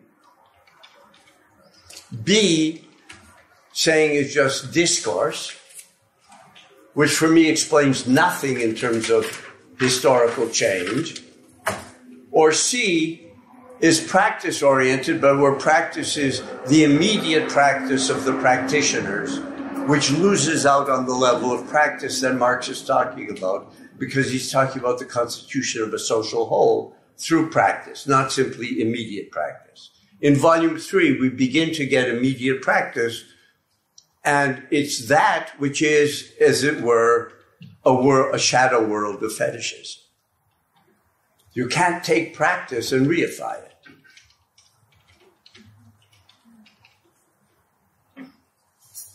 So, yes, Cal. Shadow world of fetishes? Sorry, could you? Well, this is what you said. Let me elaborate on my statement about what you said. If you say, in presenting Marx in the first 3 chapters, that for the capitalist, to go to big C is C plus V plus S. For the capitalist, he's got his cost price, and it's reasonable. He knows what he gives for his cost price, and then he goes out and tries to sell it. It's perfectly reasonable for him not to distinguish between C and V. On the level of his immediate practice, there is no meaningful distinction between the two other than the distinction which emerged from the sphere of circulation, that one gives up its value all at once and the other doesn't. But then V becomes coupled with part of C, the raw material part. This is a level of immediate practice. It's the practice, the real practice of capitalists. Not in any way being disparaged. You know, there's no caricature of capitalists here. You know, guys, billionaires who don't know the value of anything. It's nothing like that. It's businessmen and what makes sense in terms of their practice. Now, value itself is constituted by determinate forms of practice. So the degree to which we have, as it were, different layers moving from a non-ontological essence, it's the only way I can put it, to surface, corresponding to that, you have different levels of practice. So one can't just take the category of practice that comes out of course, a structuralist tradition where you've got structure and then you've got action or practice. But that's a very different approach than the one that I'm presenting here, which of course is my reading of Marx. Does this make sense? So in other words, this was just a gloss on the idea that volume 1 is the capitalist process of production. Right? That's everything that I talked about up to now. Volume 2 is that in the actual world, as he puts it, the process of production is supplemented by the process of circulation. So that the fetishes that arise from the process of circulation, such as the difference between fixed and circulating capital, are real. And not only are they real, they are necessary parts of capital. But the fact that they are necessary parts of capital does not mean that they are essential in terms of the trajectory of production. So had we had a little more time in our rapid review of Volume 2, there is a temporality involved in Volume 2 as well. But the temporality either is circular, or you have the temporality of processes of rationalization, like compressing time, which aren't part of a directional dynamic. Pace Max Weber. This isn't a world historical process of rationalization in and of itself. Rationalization is a dependent variable of this other process. Linus, is that a hand? It's definitely a hand. Thank you. I'm just trying to get a feel for Marx's materialism. So, I mean, you just said that the world we see basically is a bunch of shadow surface phenomena. Oh, are we back in the cave? Well, you use language that evoke the cave, really. And then you got the actual forms are what is revealed in Volume 1, and then you kind of get to the shadowy surface phenomena. But I talked myself out. All right, so the form they're social forms. So the material reality or whatever that underlies the shadows is the material is the social, so it's constituted socially, and that's okay. Right. His use of already in his early writings, I think it's very unfortunate that he used the word materialism. Because even when he's a kid,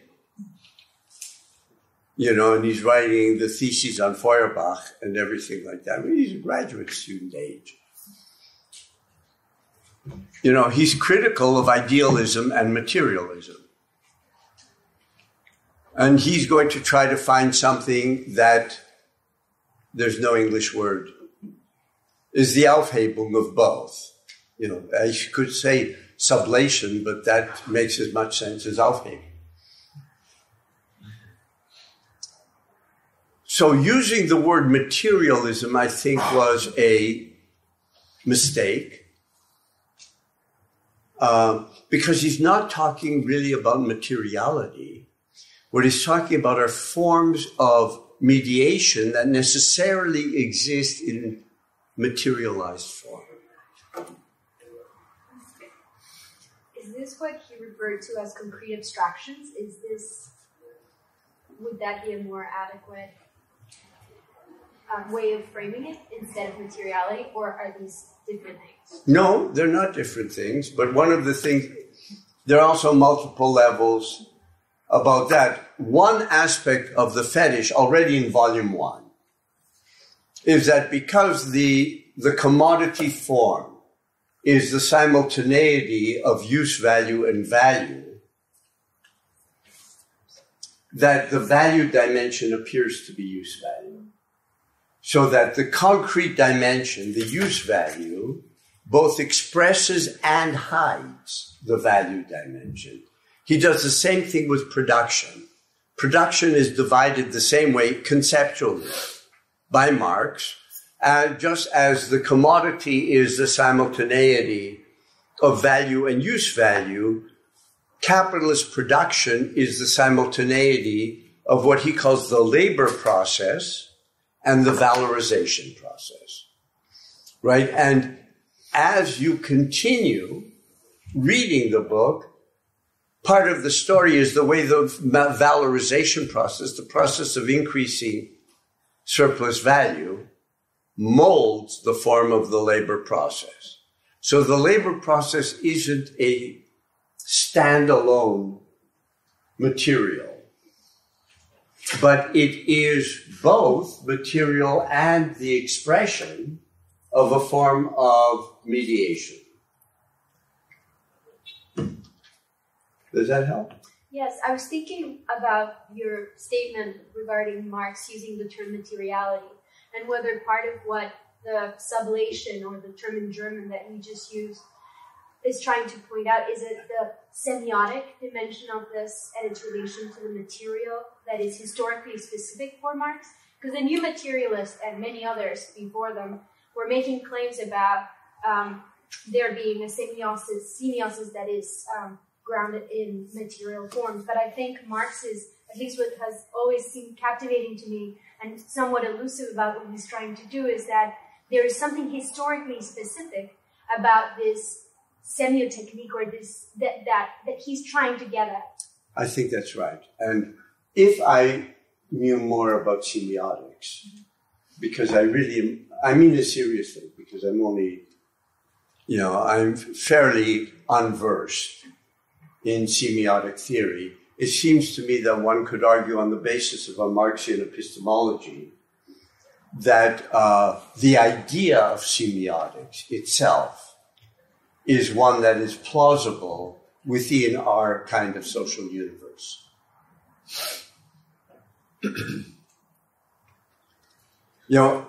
We're on the first page of volume 3. Yes? Just to add to that so very briefly, one of the courses on semiotics in the anthropology department is taught beginning by reading volume 1, the fetish. And that's, I think it's partly following your claim that there's something about semiotics that is in fact possible, even only under conditions of a fetish.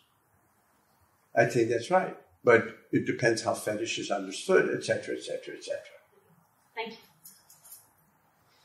you. I don't agree with every reading of the first chapter of Capital.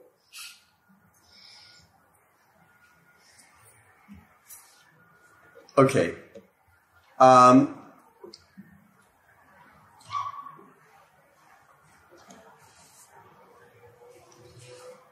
Volume 1, Volume 2, then he says Volume 3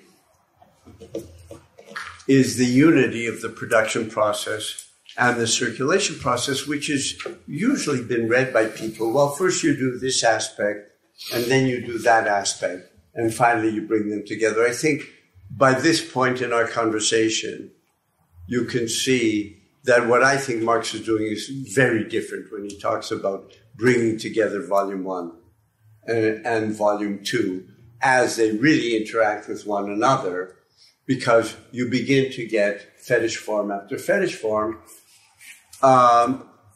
He says, to discover the concrete forms which grow out of the process of capital's process of movement as a whole. The emphasis here is movement, and I want to keep on emphasizing that.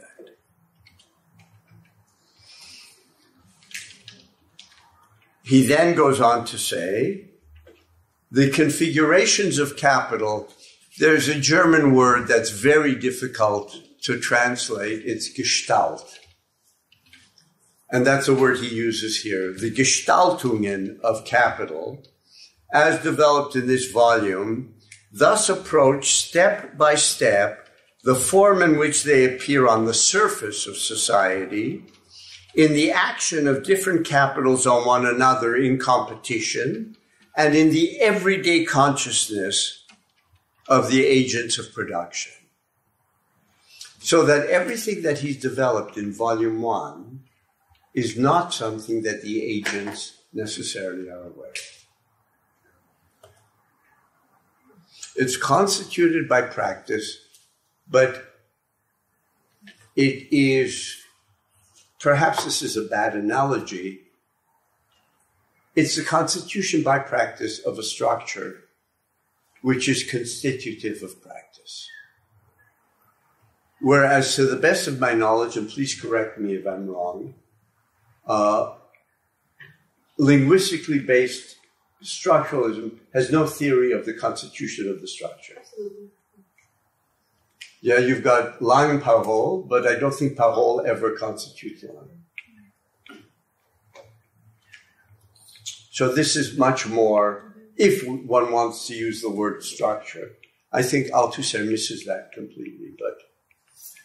Professor, can I just insert one remark regarding this? Please. I think that, in a way, I mean, if you look at the final chapters of the first one, with the concept of primitive accumulation, with the concept of primitive accumulation, original accumulation, he says the so-called primitive accumulation, because there's a certain paradox in the very concept of the primitive accumulation of capital, because it presupposes a situation where capital does not exist yet, but in a way comes into being.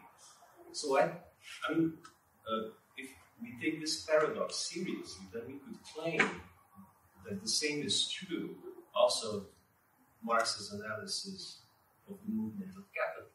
It has no point of origin, although it is historically constituted. But the point of constitution is somewhat paradoxical and cannot be conceptually grounded, which is complicated further by the fact that the mode of primitive accumulation, as the story goes from Rosa Luxemburg onwards, intervenes within the regular practices of surplus production by capitalist schemes. So I think that perhaps the situation is somewhat similar, and I would even add a third element, aside from Marxist analysis of the production of capital and linguistics analysis, might be psychoanalysis. For example, because the same problem, Freud faces the same problem. He posits a notion of primary repression, which in a way has no real footing in empirical fact. There certainly is an ontogenetic moment in the life of an individual where this thing takes place, but it is somehow structurally misplaced. So it's somehow already in place. And I think that these three somehow connect with the logic. With the logic. I don't see the divide to be as big as perhaps I understood you claiming. I think there is a difference, but I think it's an important point that you brought up. Let me try very briefly, if I can, to elaborate.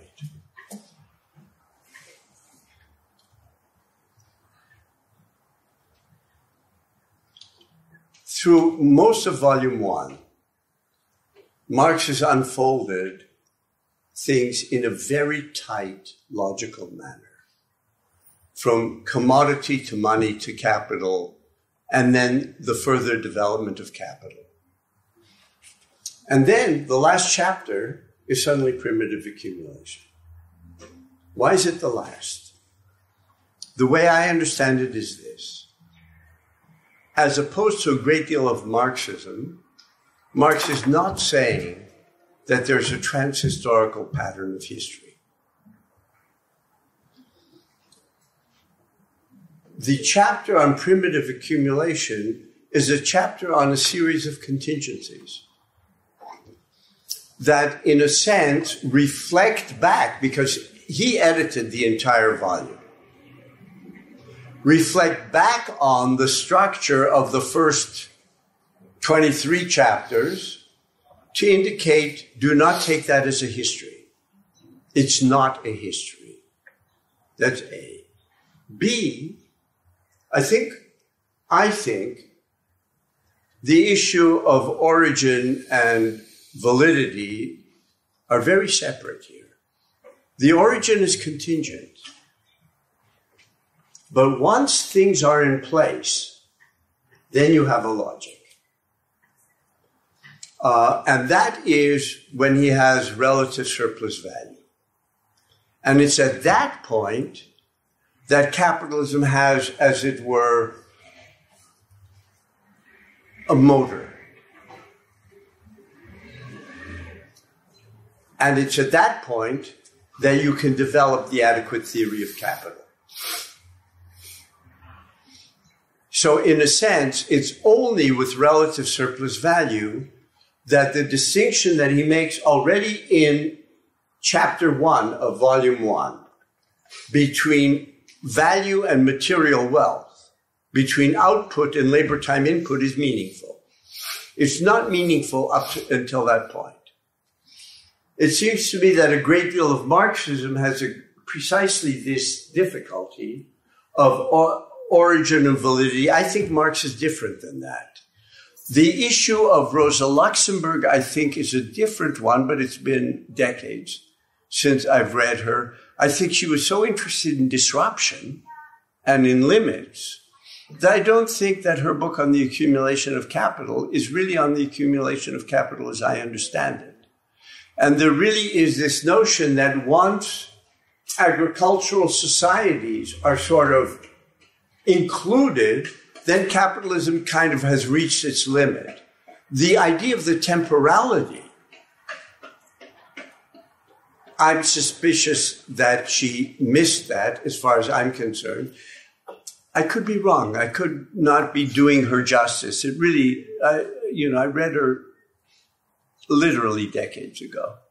But it seems to me that there was a kind of a move towards space rather than time with her notion of accumulation and expansion. After all, she's trying to deal with imperialism in part. I think the issue of Freud is a really interesting one. And I really don't know how to deal with that. That is to say, is he really talking about, as it were, ontogenetic processes or not? And if not, how would one understand their constitution? I think that's a gigantic problem that I'm happy to sort of speculate about, but I have to work very carefully through Freud, a lot more Freud than I have, in order to begin even addressing that. So I guess what I'm going to have to say is, let's table Freud for a while. Okay? We'd like to thank you for listening and invite you to listen to Moishe's other lectures and engagements. What follows is a lecture given by Moishe Postone on April 5th, 2017, in his Capital seminar at the University of Chicago.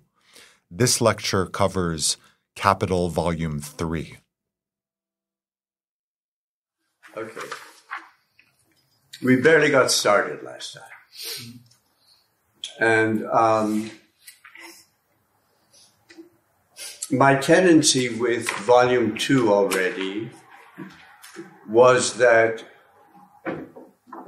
the more boring it is, or appears to be, the more we have to pay attention.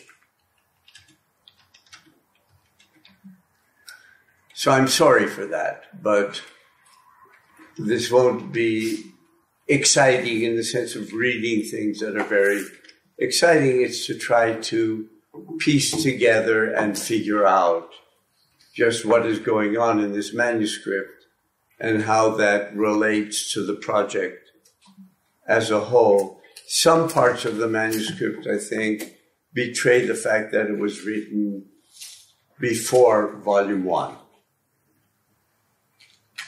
which there was a great deal of confusion about the order in which Marx did his writing. And when Engels then published volumes 2 and 3 out of the manuscripts, I think volume 3 wasn't published until the 1890s. An Austrian economist, Böhm-Bawerk, wrote a whole treatise indicating that because of the difficulty of what he called the value price transformation in volume 3, that the entire system fell apart. Böhm-Bawerk's presupposition, and this remained for decades, you'll have people repeating this, is that Marx wrote volume 1, and he developed the value theory, and then he writes volume 2, and then he writes volume 3, and oops, things don't work out the way he had thought. But we've got to read it differently because the manuscript for volume 3 was written before the final version of volume 1, which is the only one that he published. So if he published that afterwards and he reached this insuperable problem, something's wrong. So presumably Böhm-Bawerk and all of the people who followed with regard to the so-called value price transformation problem got it wrong. And as a matter of fact, the new manuscript that became volume 3 just came out. And the fellow who edited it, oh God, that's terrible, I've just forgotten his name. But at any rate, in his introductory notes, he claims that Manda. No, not this manuscript. This is just out. You can buy it at Brill for $400. Special price. No, he teaches at Mount Holyoke.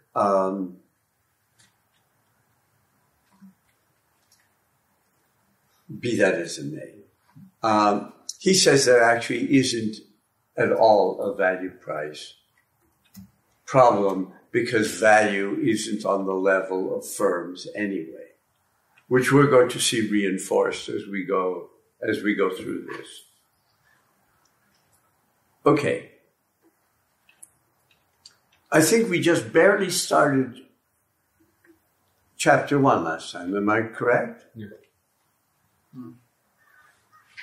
Yes? Yes. Yeah. I mean, for a question like that, you can answer.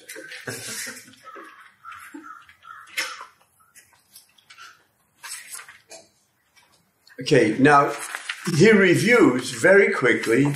He says, Volume 1 investigated the phenomena presented by the capitalist process of production. And I believe I added that this has been deeply misunderstood, that production is simply understood as material physical production. So that you have production in Volume 1, then Volume 2 is the process of circulation, and then Volume 3 is putting them together. And it's not that that's false, except that it is. Because it presupposes we're dealing with parts of a whole, one being physical production, the second being circulation, and the third being the way the actual economy works. Whereas the capitalist process of production in Volume 1, as I think I argued fairly extensively last quarter, it's not simply the production of goods, but it's the production of value in the form of goods. And the production of value isn't simply the production of equilibrium prices. That's a complete misunderstanding of Marx. But it's the production of a certain form of temporality. Right? And I believe what I mentioned last time is that the capitalist process of production in Marx's analysis is extremely peculiar inasmuch as what he claims is that the commodities that are produced are the material bearers of value or surplus value, right? Which means that the ultimate goal of production is value. The goods are only a vehicle expressing this. If value is the ultimate goal, what kind of category is value?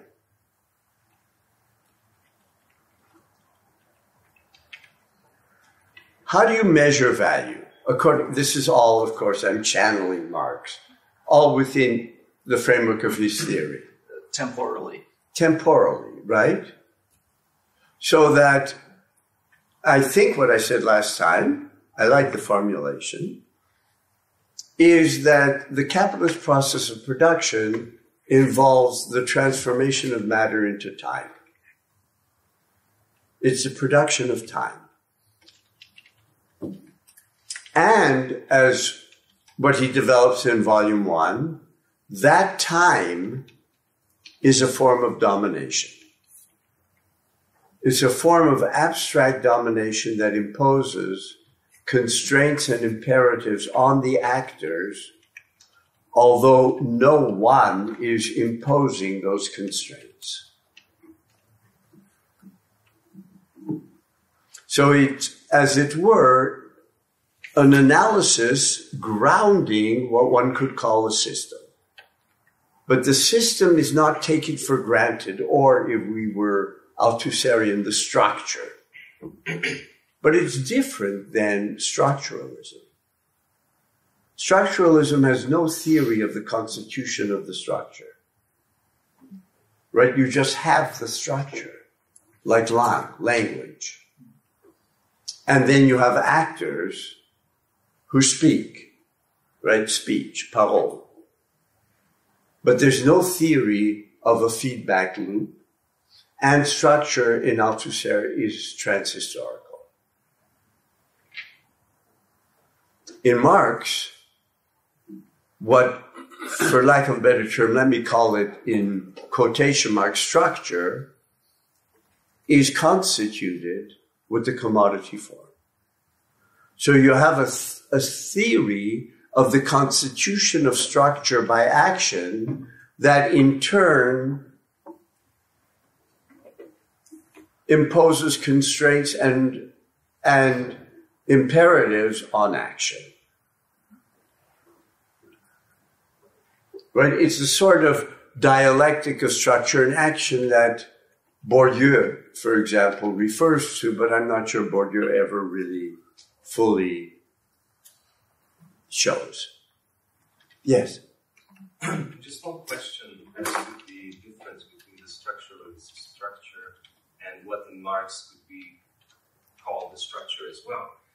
So if one difference is that the structuralists don't have the theory of how the structure emerges, I think that the second difference might be that the structuralists don't have a theory of the subject, subjectivity of subject. Whereas I think that's right. There are two possible ways of conceiving subjectivity. One is the subject of Capitalism, which he calls übergreifendes Subjekt, the subject self-perpetuating itself, and on the other hand, also the labor, the worker, as a specific sort of subjectivity. I think this difference somehow, could it be related to the fact that structuralism cannot develop a theory of the emergence of structure, whereas Marxism can? It is in as much as I agree with you.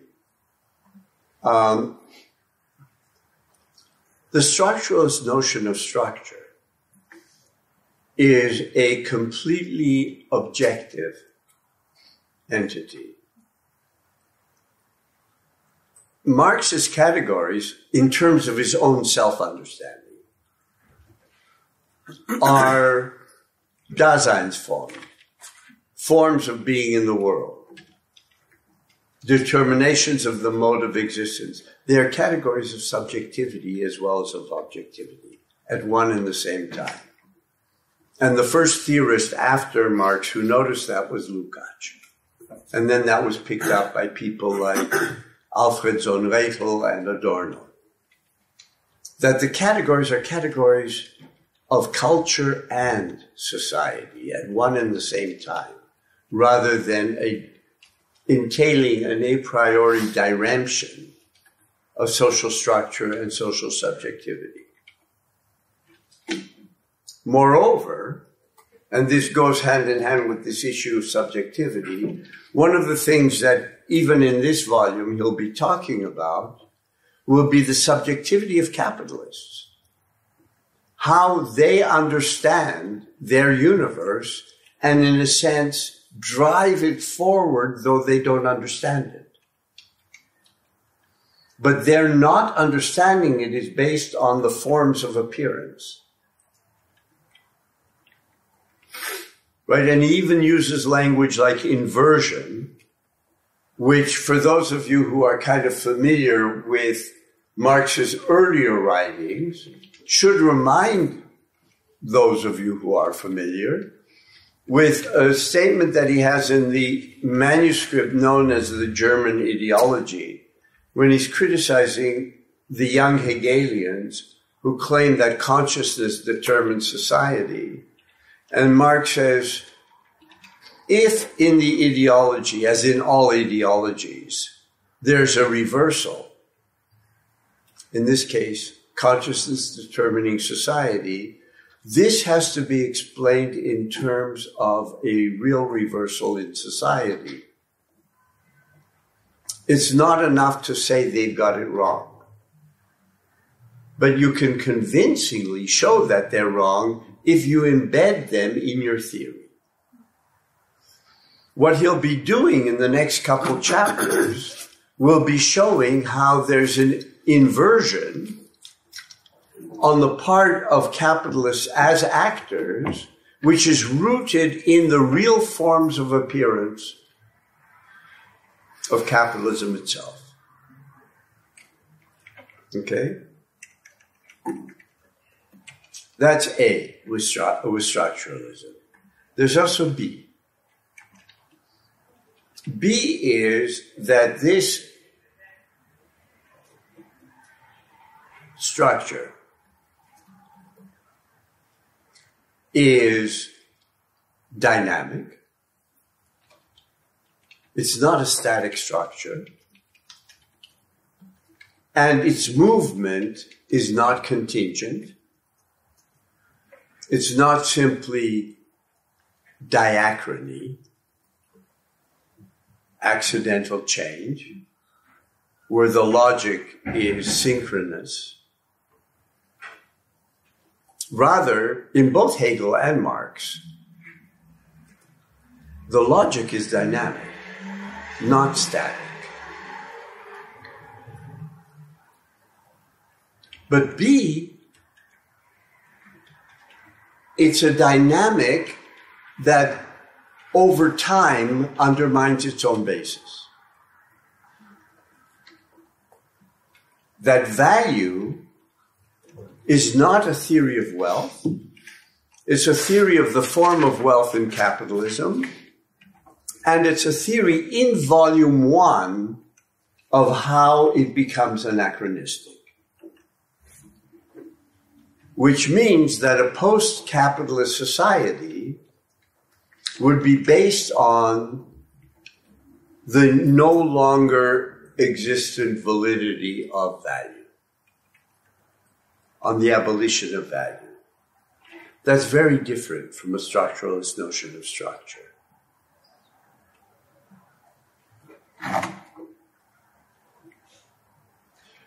So, all of that, which I've just now given you sort of the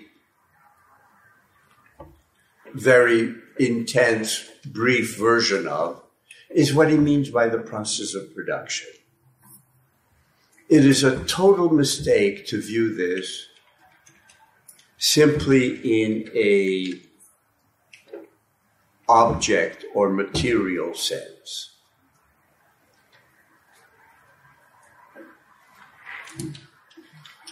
Within that framework,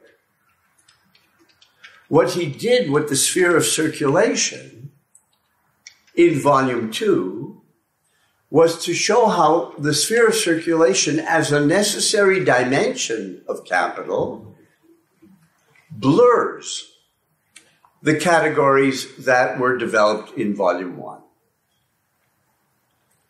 So that, and these are terms that we'll be coming back to over and over again when he deals with turnover time in volume 2. He talks about how turnover time generates the idea that you have fixed and circulating capital. And that those are the significant ways to think about capital. Whereas Marx talks about it in terms of constant and variable capital being, as it were, the stand-in for the constitution of value. Fixed and circulating is a matter of costs, and we'll come back to that again. And fixed is really those elements of capital that depreciate slowly over time. Buildings, machinery. And then those elements of capital that give up all of their value all at once and have to be constantly renewed, and that is raw materials and labor. So raw materials and labor become classed together as opposed to machinery, buildings, etc. What this does, and he's going to return to this over and over again, is it completely disguises the specificity of value, according to Marx.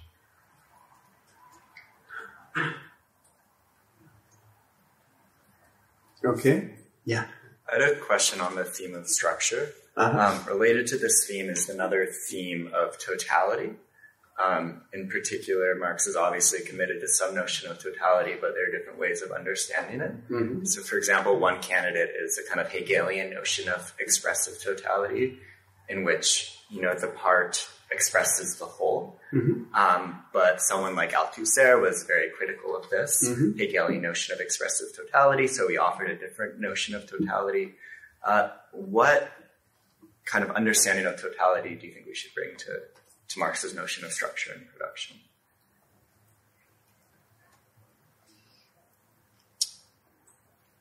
The commodity contains the whole.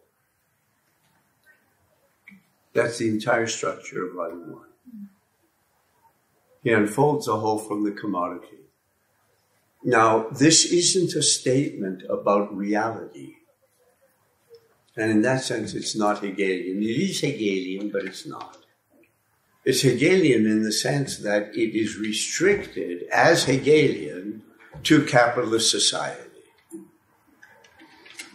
What renders capitalist society a totality is the form of mediation. The form of mediation, that is to say, in all other forms of social life, you have qualitatively distinct forms of social interconnectedness. Right? There isn't a single form that permeates the entire society. Historians may try a little by saying things like, in the Middle Ages, honor was coin of the realm. But that's a metaphor.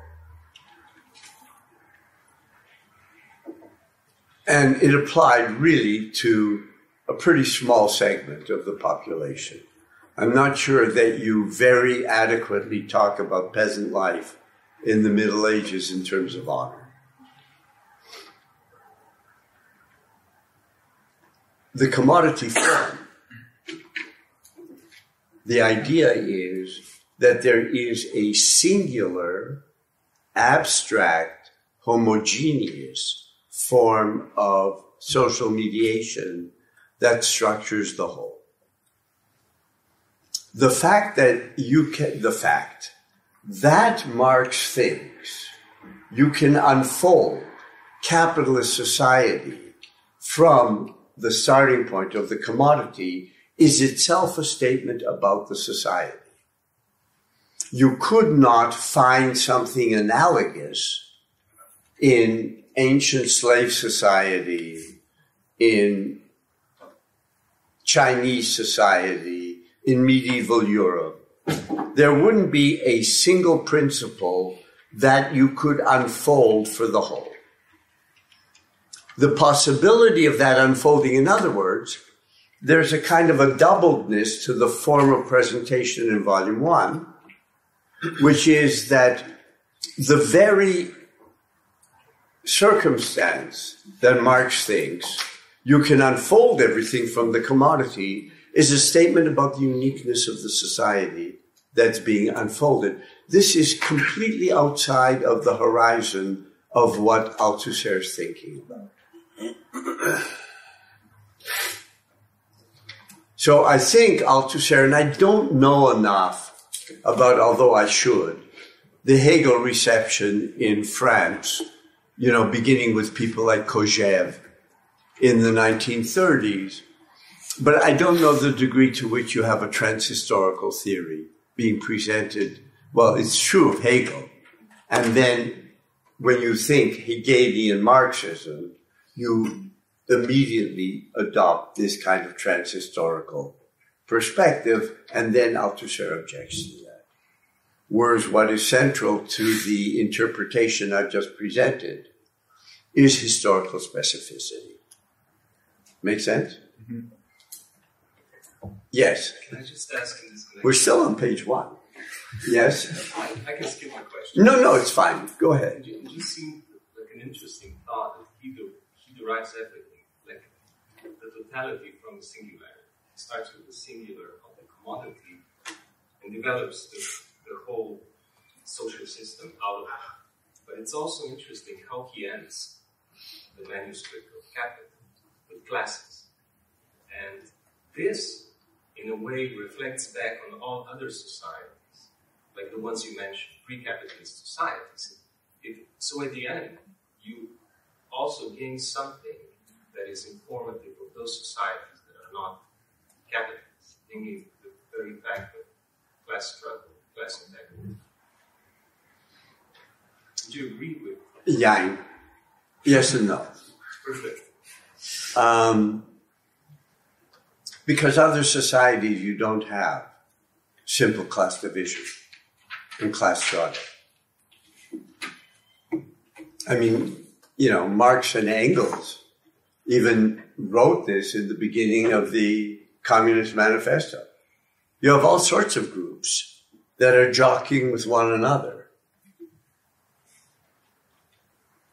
So in a way, class struggle in the specific sense is unique to capitalism. Social antagonism is something that class struggle makes more evident, and then you can retrospectively look at previous history in terms of social antagonisms, as long as you are aware of the fact that what you're dealing with is a structure of antagonism that's different from class struggle in capitalism. Does that make sense? Yeah. Okay. So, in volume 3, he says, is the capitalist process of production taken as a whole, as the unity of the production process and the circulation process, inflected the way I've suggested. Right? Not in the common sense understanding of production and circulation. He says his concern is not general reflections on this unity, but to discover and present the concrete forms which grow out of the process of capital's process of movement as a whole. Note the emphasis on movement. And then he sort of, as part of this little prelude, he says the configurations, the word in German is Gestaltungen, and there isn't a really good, it's like forms, but if you use the word form and he uses the word form, that blurs the differences. But you've heard of Gestalt psychology, I assume, or many of you have, right? Where things are not broken down, presumably, in perception, into kind of like atomic units that are then put together, but that there's recognition of a gestalt, sort of a pattern. So, but we'll call it configurations. The Gestaltungen of capital, as developed in this volume, and I'm quoting him, thus approach step by step the form in which they appear on the surface of society, in the action of different capitals on one another, in competition, and in the everyday consciousness of the agents of production. So he's trying to move up from what he regards as being the underlying structure to a surface. But it's that surface which, in a sense,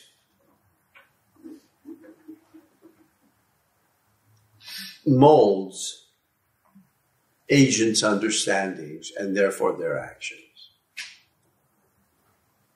Now, a real challenge, therefore, in reading volume 3, which I don't think anyone has done, I'm not sure, would be to figure out how, on the basis of agents' actions, they reconstitute an underlying structure, the existence of which they're unaware.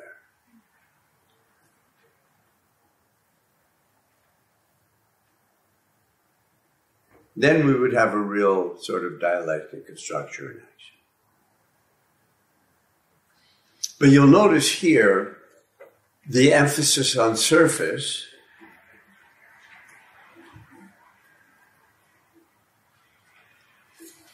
and it's on this level that once again he will turn to various criticisms of political economy as having dealt with the surface. And you said that the manuscript breaks off when he introduces classes, but that whole part, which he calls the Trinitarian formula, with his penchant for sarcasm, really is the empirical point of departure for Ricardo. So what Marx develops by moving to the surface, in a sense, reconstructs what Ricardo takes as being the point of departure for a political economy. You have to be extremely obsessive to do something like that. Yes? This is just a very small question, but where does he compare it to a Trinitarian formula? The Trinitarian formula, if you look at the table of contents and turn to the end,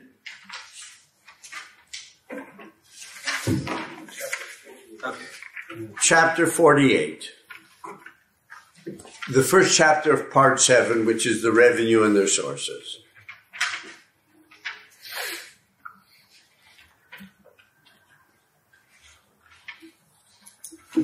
Okay? Yeah, that's fine. Okay.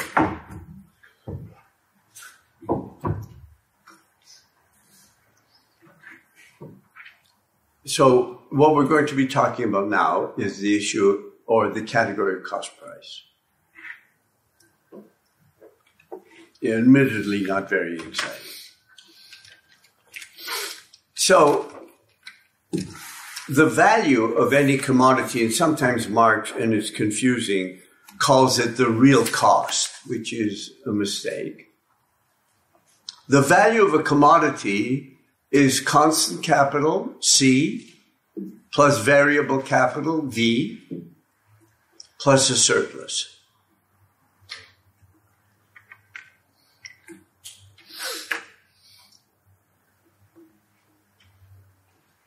The cost price for the capitalist is C plus V. Right? That's what the commodity costs the capitalist. So as Marx says, there is a distinction between what the commodity costs the capitalist and its actual cost. But for the capitalist, the actual cost seems to be the cost price.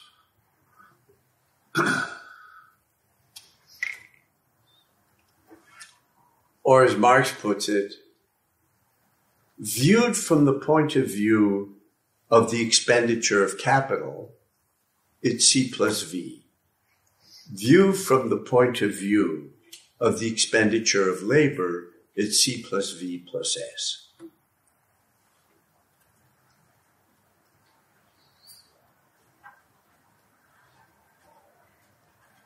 See, on the one hand, cost price is a real category. Right? It's really what determines part of the budgeting analysis of any capitalist. How much they have to lay out for the means of production, including labor. On the other hand, it has nothing to do, according to Marx, with the constitution of the value of the commodity.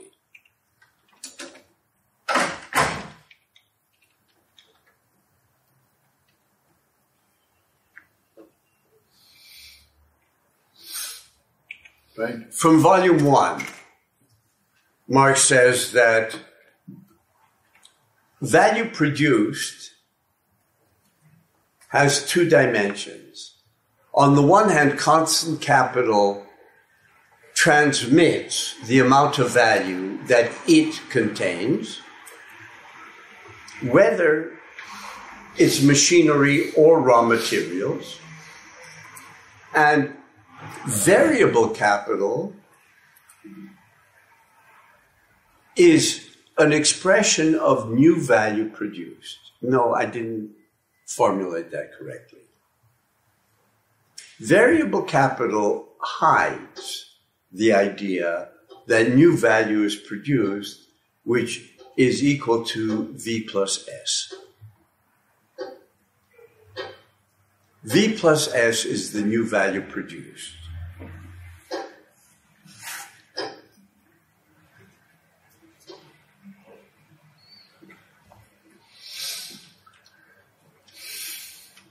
V does not pay for the value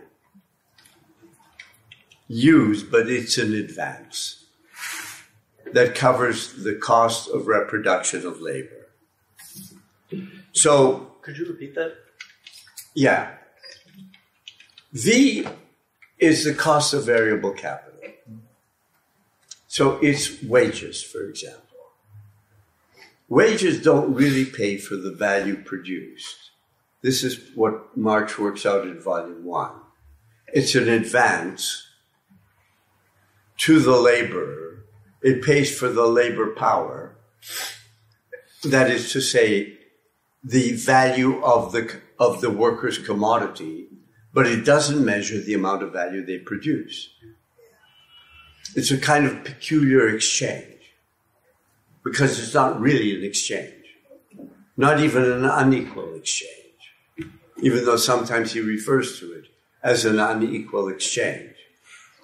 But it really is for two things. One is you pay for the reproduction of the worker, those are the wages, and the other is you receive the value producing activity of the worker. And that activity you haven't paid for. And that activity is V plus S. Because all the new value is V plus S, the rate of surplus value is S over V.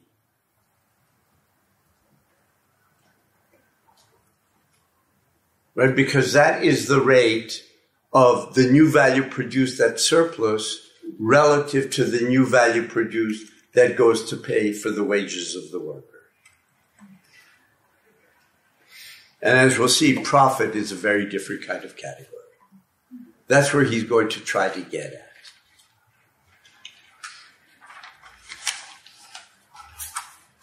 Now, was there a hand here, or I saw a little... Me. Why did you say that it is not exactly an exchange? Because the capitalist is getting something different than what he's paying for. It looks like an exchange. And as a matter of fact, what I was just about to say is that Marx returns to the idea of wages as a fetish form. Because the wage is the value of labor power.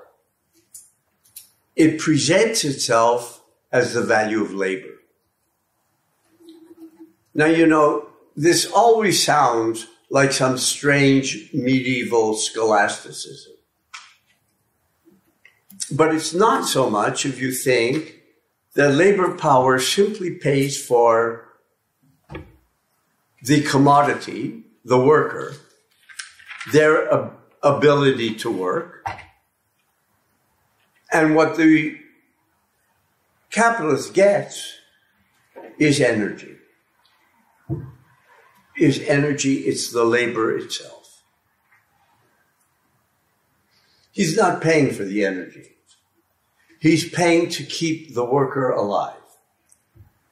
Now, that value can rise or fall depending on many different factors, including things like working class movements. That what is, considered to be the cost of reproduction, what is considered to be necessary for reproduction, varies enormously. But that's, for the moment, a quantitative difference. But what you're paying for with the wage is the labor power, and what you're getting from it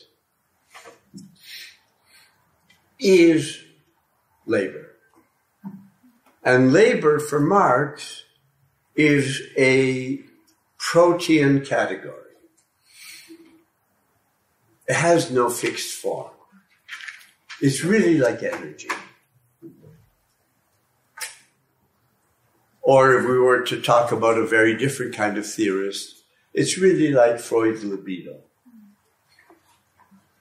It has no pre-given form, which is why there can be such variation in libidinal attachment.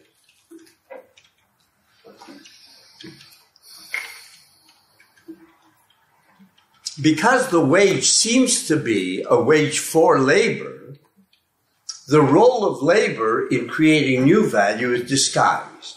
Now you'll notice the disguise is, what is being disguised is that labor creates within Marx's system V plus S. But if the wage pays for labor, then it's paying just for V. S sort of becomes, its source is indeterminate, the surplus.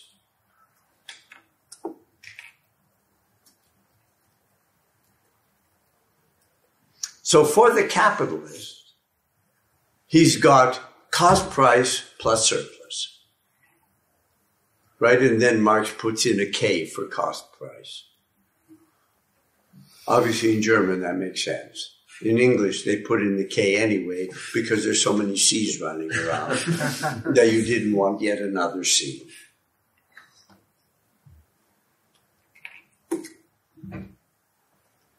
So the cost price is the capital advanced to buy the elements of production. It's a real category for the capitalist, and it is further disguised by the wage form, is what Marx is talking about in this first chapter. Right? So from this everyday practical standpoint, the only distinction that matters is between fixed and circulating capital. So fixed and circulating capital as an artifact of circulation is the only one that makes sense to the capitalist in terms of his expenses. Certain things are going to depreciate over time. Other things are going to be used right away. The capitalist has to decide what proportion to spend his money on. I think it's fair to say his money. We're talking 19th century, not his or her money.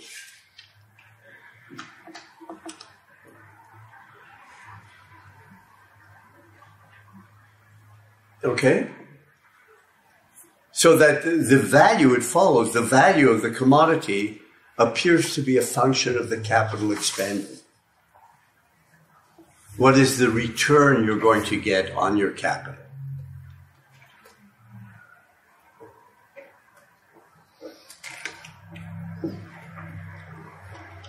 At that point, the surplus appears to be something that returns from circulation.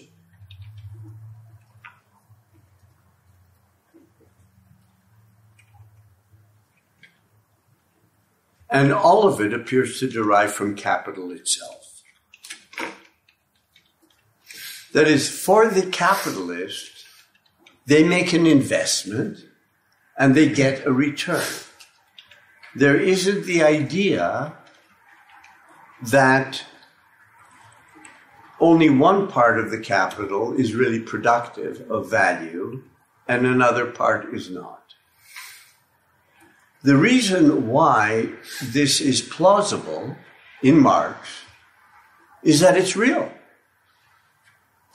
The capitalists are not making this up.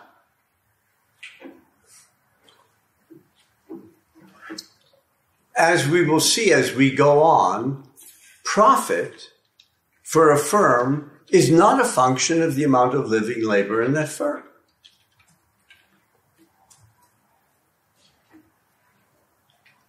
Profit is much more a function of the total capital invested. And Marx is going to be trying to peel away at this, okay?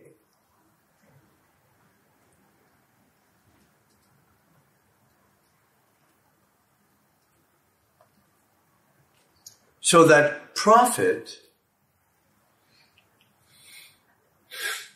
is, or better yet, as Marx puts it, as the supposed derivative of the total capital advanced, the surplus value takes on the transformed form of profit.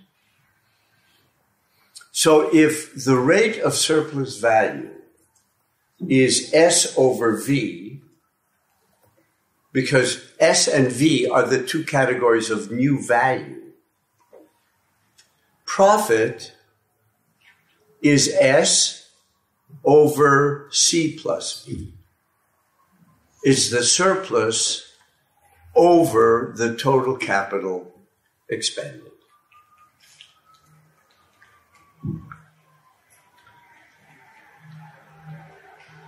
Moishe. You were going to... No. Okay. Yeah? Which page you've read? I think this is page 126. 126. It's hard for me to kind of skip around in the pages from the text, so I just rely on my notes. Okay. I'll tell you in a second. I found it. You found it already? Yeah. Good. 126. Yeah. Okay. Okay. Paragraph 28.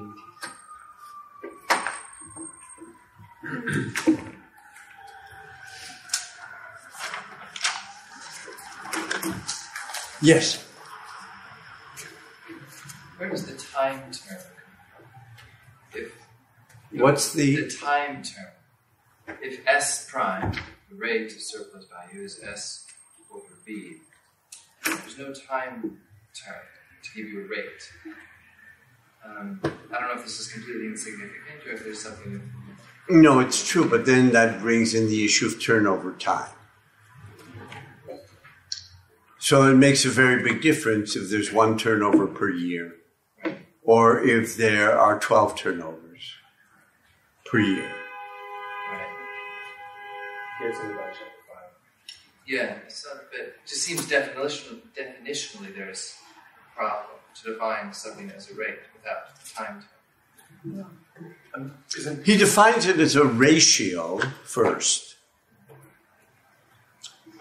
It's simply the ratio, and then the question of is the ratio per what unit time. But his main point here is that there are two relevant ratios. One is the surplus relative to the surplus as a part of new value produced, S over V, and the other is the surplus relative to cost price, S over C plus V. And at this point, he's going to treat them as the same numerically. He will then change that. But in order to sort of present it first simply and then to try to indicate the difference. Now,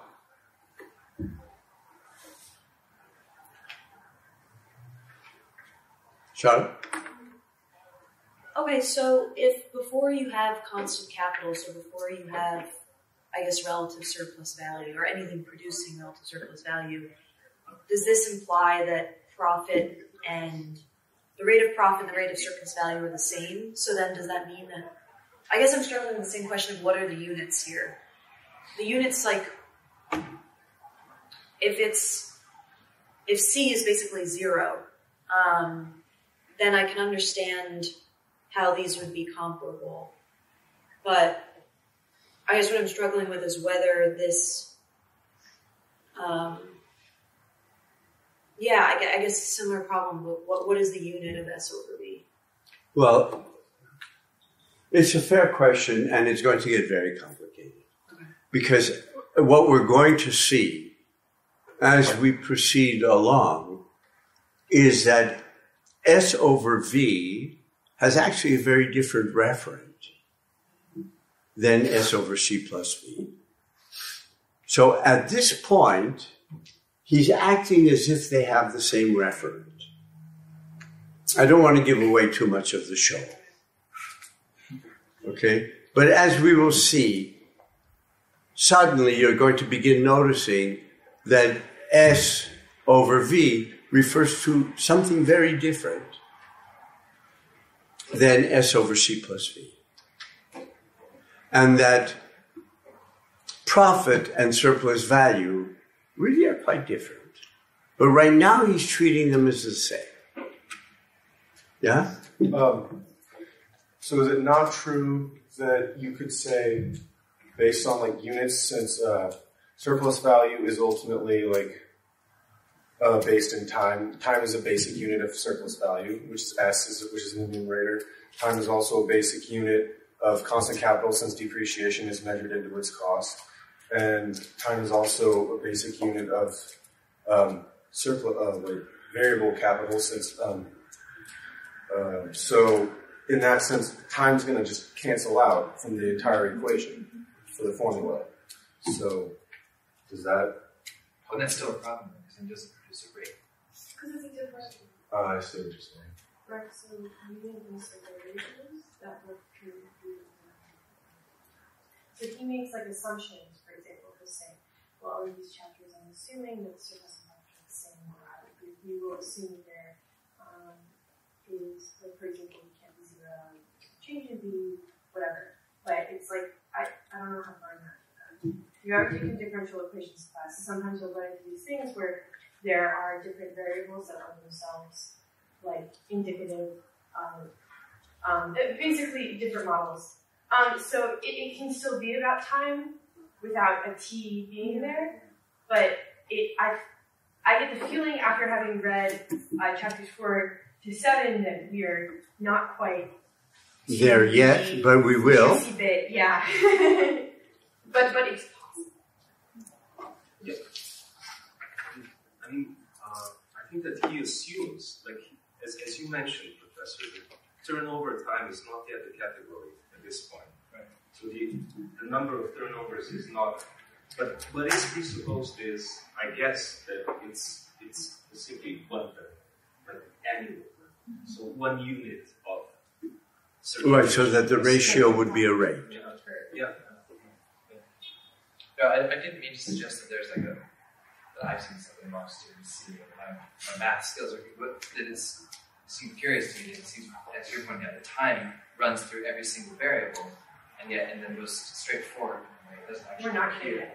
Well, because it's like this dynamic appears through the different elements of the quantity pool. So I don't know how much we can actually get out of the real thing. If there is a real thing. You know what I mean?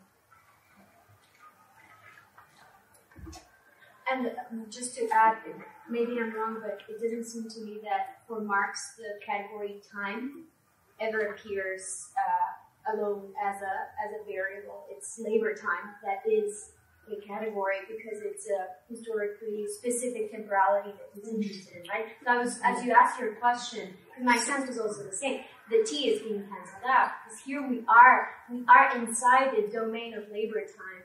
We cannot think T as an abstract category or a variable within the equation wouldn't make sense from the perspective of being within the logical capital. Well, like the professor has mentioned earlier, we're working on the abstract time, but also historical time, which I feel is also.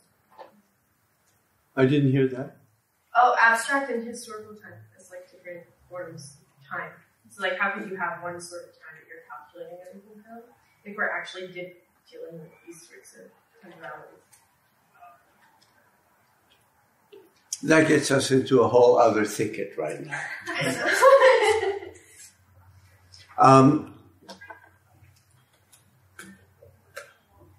it's at this point, and only at this point, that Marx introduces competition. I think it's very important because people who think that value is constituted by competition really haven't followed through what he's arguing. Price is. And what he says is that a capitalist can sell commodities at a profit even if they sell it at less than its value. But in terms of the little numerals that we've been dealing with, as long as the capitalist sells it above their cost price, above C plus V, they will make a profit even if they sell it at less than C plus V plus S. So that the price, the selling price as it were, is indeterminate between two ranges. That it is indeterminate as a range. Right? The upper limit is its full value, C plus V plus S. The lower limit is the cost to the capitalist. Like when they say they're selling something below cost, you're a little skeptical. Right? And so they compete. And there's room for competition in those price differences. It's not pre-given that they have to sell C plus V plus S. What is pre-given is if they want to stay in business, they have to sell above C plus V.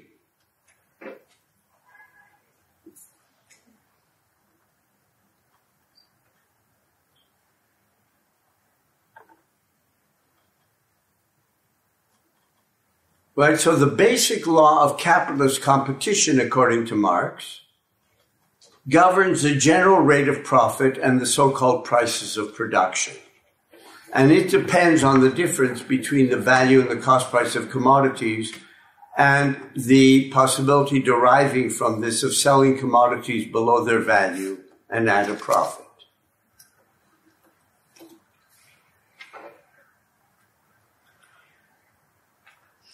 This reinforces the appearance that the surplus derives from sale.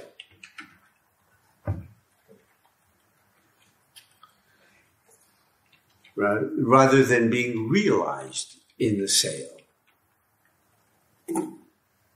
Right? So that the surplus derives from the sale itself, and competitive pricing reinforces this appearance. So marketing becomes very important, for example.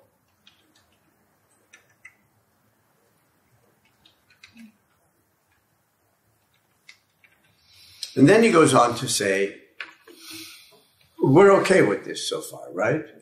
So you'll notice where competition is introduced. Competition, Pace, many readings of Volume 1, does not play a role in Volume 1. Competition plays a role when you're dealing with multiple capitals competing with one another, which implies, and this is at first just a glimmer of an implication, that value theory isn't on the level of multiple capitals. And I'll try to elaborate that as we continue. In the meantime, he takes a little tangent, and in a social condition dominated by capitalist production, even non-capitalist producers are dominated by capitalist ways of thinking. This comes back to the issue that you raised about subjectivity. And he gives an example of a peasant in a novel by Balzac. Yeah, and the way in which that peasant, in a sense, has already fallen prey to the fetishisms of capitalism, while they themselves are, let's say, 1 foot in and 1 foot out. There is no real outside for Marx. Right? And we discussed that at length last quarter in the quick review I did of Volume 2, where he talks about the way in which circulation becomes the interface between capital and what had been non-capitalist societies, that they begin to produce commodities for global capital, even if their form of labor doesn't change at first. And he says it's irrelevant whether those commodities are produced by communal labor, by slave labor, by serf labor. So the idea that is, it's not adequate to his conception to imagine that if you've got proletarian labor as a hallmark of capital, that if you want to understand if another part of the world is part and parcel of the capitalist globe, that you look to see whether they have proletarian labor. This is not understanding the concept according to Marx. What is the case is that once you have proletarian labor anywhere in the world, which means this temporalization of wealth, particularly as it develops with relative surplus value, this creates, for lack of a better metaphor, let me say, a force field that pulls everything into it. But it doesn't mean that everything then looks like it. Just like one last point before, in his little, very fast review of Fordist and post-Fordist capitalism in The Condition of Postmodernity, David Harvey talks about like high Fordism. The powerhouse of industrial production was really 4 areas of the world. 4 distinct areas, that is, bounded areas. Tokyo, Yokohama, the Ruhr and Rhine, the English Midlands, and the American Midwest. And those 4 nodes, as it were, determined everything. You don't have to have giant steel factories everywhere in order to have Fordism. So I'm trying to make an analogous kind of argument with reference to the nature of capital in general and what the nature of globalized capitalism, which of course changes its configurations, but what the nature of it means and how misleading it is to always look for the outside.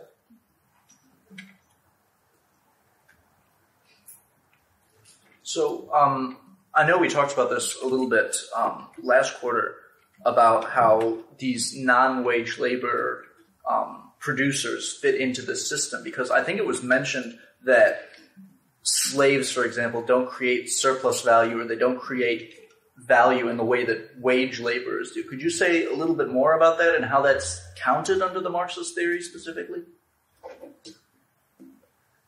Like, would slaves be counted as just producing in a different way, or in terms of these equations in a different sense?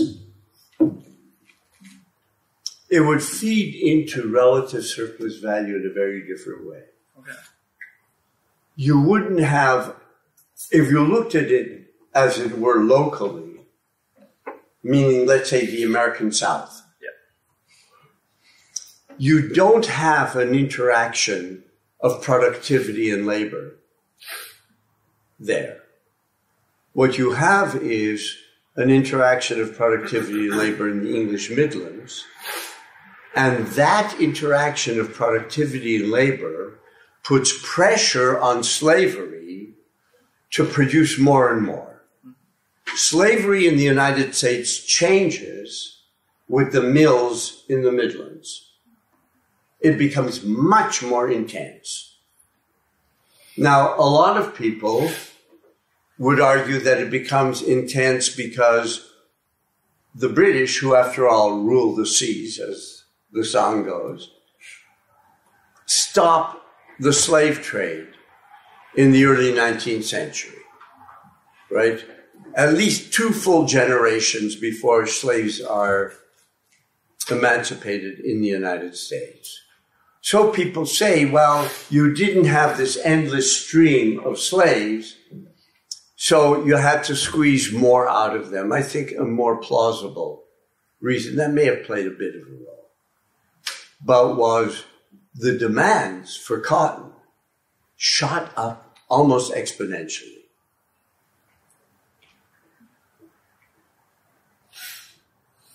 So slavery became much more hard in the 19th century than it had been in the 18th. There are whole debates about this, but... I was wondering if another way of thinking about this force field and how you could have, for example, the plantation, right? Mm-hmm. As a unit of analysis to think what is happening at this interface between the Midlands and the South is the concept of scale. And I was just thinking about how in some readings of Marx, you have this idea that capitalism scales up as if it creates the force field is singular, as if a single scale of production is what defines the capitalist mode of production, as opposed to, in your analysis, it seems to me that there's simultaneously a proliferation tendency, right? So there are more scales of production that are brought into this force field, and simultaneously, with, say, in a dialectical relation, a tendency to homogenize production into particular scales. I was thinking again about the plantation, how much it has been written that the plantation as a time-space relation, right, had to be reproduced in a particular way in order for the cotton to reach England at the rate of time and cost that was needed. So I guess I'm trying to think about it in terms of scale and a dialectical scale as defining for the capitalism of production. It might be. Now, I'm not sufficiently familiar with the literature on scale, so it's unclear to me what's illuminated. It could be, but it depends. If the scale, different scales, means that it's heterogeneous, I disagree. That it's heterogeneous on the surface. It's not heterogeneous underneath. And I don't know if scale is always, maybe you could explain this to me a little better. What scale would illuminate, let's say in this plantation example? Right, so I'm interested, the reason why I'm thinking about scale and sort of imposing it as a lens through which to think about this, it's because I'm interested in theorists that have defined modernity as a scale-making project. And usually the idea is that what defines our condition as moderns, right, is the ability to scale up. Who has developed the ability to scale up and to institutionalize projects of scale-making and basically rendering, naturalizing scales. And oftentimes in these views tend to normalize the idea or present the idea that what capitalism does is it nests scales up in this kind of perfect form that arrives at a totality or a system from which there is no outside. But I think you're giving us an account of how that happens, that in fact is not in any way evident that what's happening at the surface and its relation to what you've described as heterogeneity versus homogenization happening can be described as simply scaling up or as homogenization. Yeah. Well, I definitely agree with that. And one other point, and then apologies, but I'm going to break early because my coffee source closes at 4:30. One of the problems that I have with the kind of theory that you just outlined is that, in a curious way,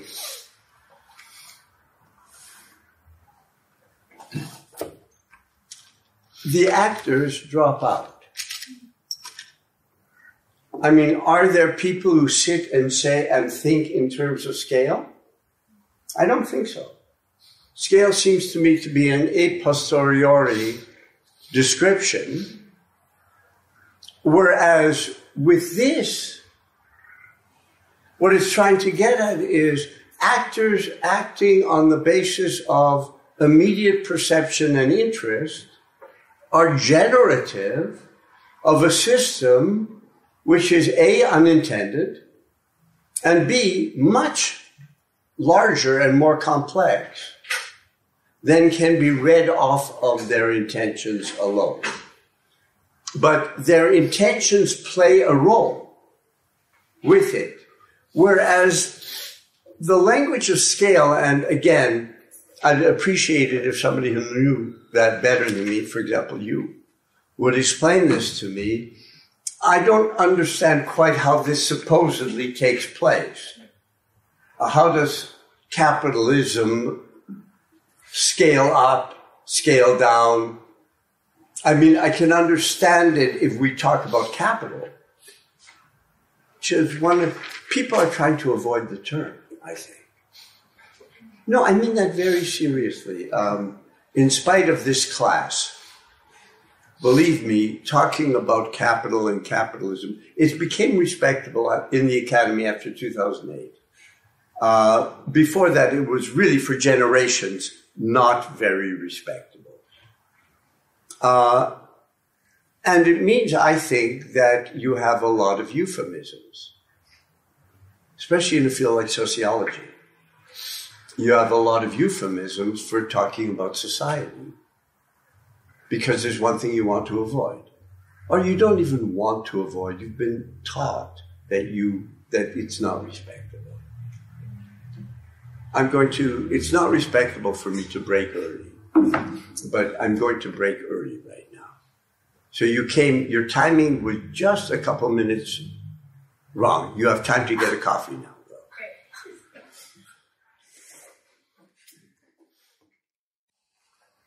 We've managed to make it out of chapter 1.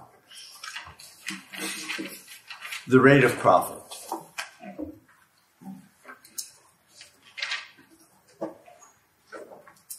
Now, he does this very brief review. He goes back to volume 1, and he says that the general formula for capital is M-C-M prime. Right? Money, you buy commodities, you get more money, the surplus, which is where he began in volume 1. Right? And he says the process that creates this greater sum of value is capitalist production. The process that realizes it is the circulation of capital. Right? And as I emphasized just in my preliminary remarks today, remember that the production isn't simply the production of goods. It's the production of value. Right? And ultimately, what it means is that it's the production of a determinate historical dynamic. And one of the things that you should always be checking as you go along, here in volume 3, and that was the case in volume 2, is the degree to which a lot of motion and dynamism actually doesn't tell you anything about the underlying dynamic of capital. And my argument or suggestion is that it's this underlying dynamic that is the primary object of his investigation.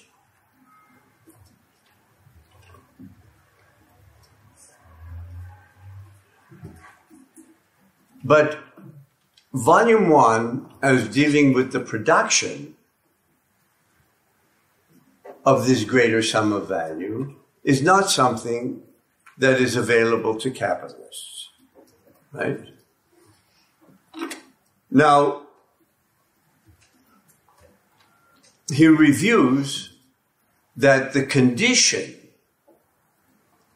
for what he analyzes in volume 1 is the exploitation of living labor, and the condition historically for that is the possession of the means of production by non-workers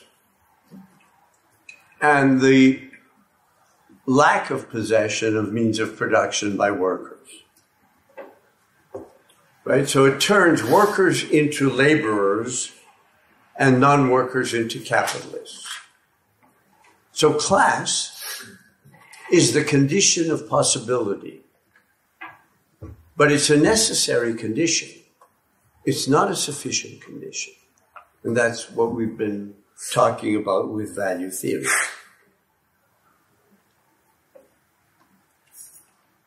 Just a real quick question on that topic. So would you then say that the focus in Marxism as an ideology on class struggle was introduced, for example, by Engels rather than being the driving force of Marx's dynamic? No, it depends how one understands class struggle. And I think that Marx himself is not completely clear on the implications of his work. And I think in his manuscript, sometimes you get two slightly different positions. What I would say is that the idea that class struggle issues in the victory of the proletariat is classic Marxism. And I think that the logic of Marx's argument calls that into question. But you couldn't exactly do that and have Marxism be the main mode of understanding the world of working class movements almost everywhere in the world outside of the United States. Another peculiarity of American history. Can you repeat that last line? So you said that you said it turns workers into laborers and non-workers into capitalists, and then you said something else, and I missed it. And so I think it was in your notes. If it wasn't, then I'm not going to. It's not. I have to now ransack my brain and try to remember what it is that I said. I don't know where you're probably going to come back to it. The same question. You said something like class is the necessary but not sufficient. Yes. What do you mean by that? Well, capital relies on class. Class being not the same as social strata, but is a very specific relationship of ownership of the means of production and lack of ownership of the means of production in a situation structured by value.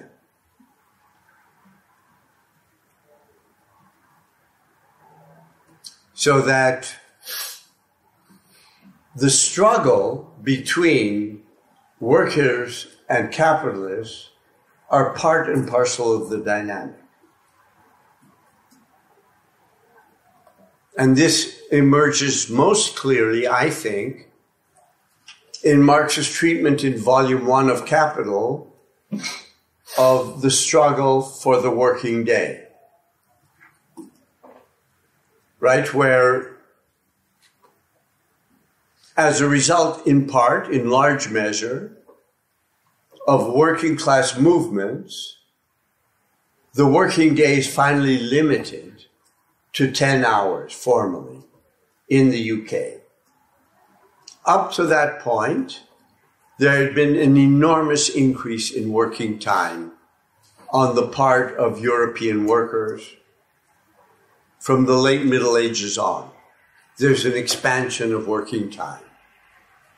Unlike a lot of people think that history, like a long, long time ago, people are working this much and then it kind of narrows with time. It's not the case. Right? There's a big jump of working time with the rise of capitalism. So the 10-hour day is a victory for the working class. A. B. One consequence of this victory is a growing increase on machine production, on what Marx calls relative surplus value. So that the victory of the workers is part and parcel of pushing a dynamic forward. A. B, and this is a point I've made several times, workers within Marx's framework are commodity owners, right? They own their commodity, which is labor power. Their subjectivity is that of commodity owners. As soon as you have a subaltern class beginning to use the language of rights, the language of rights is the language of the commodity form. Medieval peasant uprisings do not use this kind of language. Now, the working class is a peculiar kind, or workers, better yet. Workers are a peculiar kind of commodity owners because this is all within the framework of Marx's approach. A commodity owner can negotiate about the conditions of sale of their commodity. Workers only really are able to negotiate about the sale of their commodity labor power through collective action. And it's through collective action that then the 10-hour day is introduced. But what that means is, if you take a step back and look at it, is that it is a mistake to assume that individual is to collective as capitalism is to socialism. That collective action is socialist, and what characterizes capitalism is individualism. What characterizes capitalism is both individualism and a certain kind of collective action. So it's only through collective action that the workers can become bourgeois subjects.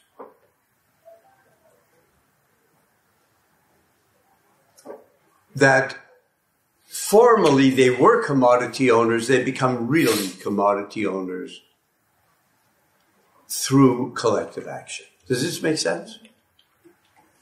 Yes, no, maybe I'm getting a lot of stares. So does that mean that by taking part in collective action, they're effectively integrating themselves into the capitalist system as commodity owners? Yeah, but that happened a long time ago. Oh, well, they were forcibly integrated. Right, they were forcibly integrated. What it means, however, is that at least if you can rely on one of my favorite articles, E.P. Thompson's article on time, work discipline, and industrial capitalism, that for over a generation, probably over two, workers do not accept time discipline. They simply, this is a new system. The idea that you work X number of hours a day, regardless of how many, but that it is a uniform amount every day and that it is independent of light, it's independent of the seasons. This is totally new in human history.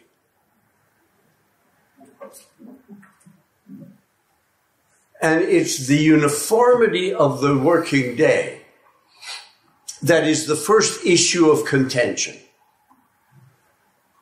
And workers, they're not used to that. Like when, E.P. Thompson described the weekly rhythm of, I think it was potters. You start the week really slowly, Monday. Frequently you don't go to work. It's called Saint Monday. Partially because you're recovering from the weekend. I'm serious. And then you begin to work. Tuesday, Wednesday is starting to really, Thursday and Friday, you're working frantically to meet the pensum that you have to produce. And then you collapse over the weekend, you're exhausted, and you drink. And as E.P. Thompson says, there are very few areas of life that retain this irregularity today, one of them being students. So enjoy it, because it's different afterwards. But the point is that the very idea of a constant working day is something which is not accepted. And in a sense, they're driven into it over generations. Because then, once you begin organizing around the length of the working day, you've accepted the working day.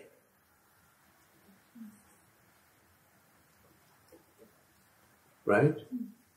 You're no longer calling into question the regularity of the work rhythm. You're calling into question how long you should work. So in that sense, you become integrated. Now, I'm not using it as a bad term. They're sellouts. But they are integrated, and culturally, they're fighting for their rights. And they succeed only through collective action. So the paradox is they become bourgeois subjects through collective action. Collective action in and of itself doesn't point beyond capitalism. Capitalism is more than just bourgeois individualism.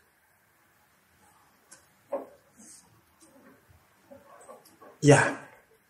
Just a quick question. If we take today's precarious forms of labor and the way they reflect the bond structure of working, we see a certain fragmentation. So there's not a single unified sort of form to it. So I think that from the point of view, perhaps, of today's precarious labor conditions, this unified working day almost seems like a utopia of a sort for increasingly large portions of the working class. I think that's fair. But I think in a sense, this would take us off in a huge tangent, but it is important. And so I don't want to go on that huge tangent, but I don't want to just sweep the whole thing under the table. It's a reversal. It's a reversal in the experience of working people to what had been the trajectory of production and employment. Right? There had been very significant exclusions earlier, but the trajectory of the whole was pretty clear. And I would suggest, and it's no more than a suggestion, that a lot of what impelled movements in the 60s, like first civil rights, then, black identitarian politics, as well as feminism, was an implicit assumption that this was going to continue. And that there has been a great deal of difficulty in adjusting to the fact that it did not. So you don't have an expanding pie. And that changes the terms of what movements mean, basically. I think you're right, that the regularity of the working day, well, the regularity of employment, the regularity of pensions. Remember, most people in the United States, most workers, got pensions. They didn't have to play the stock market with, 403Ks, 401Ks, 403K, whatever they're called. Yeah, that had been outside of the realm of finance capital. It's one area of enormous expansion of the importance of finance. So of course you're right, but maybe we'll get at some point to the whole issue of the precariat, or they've got to figure out other ways of work discipline. I only glanced at this article about Uber, about the way in which they try to now control people who supposedly are free agents through psychological inducements, all sorts of, and, the checklist economy. How well was the driver? How good was the passenger? If you're not a good passenger, after a while, they just won't pick you up. It's like total surveillance. Can I I think you said something really interesting before, like with the Only one whole thing. idea of the reduction of the working day or limitation of the working day. Mm-hmm.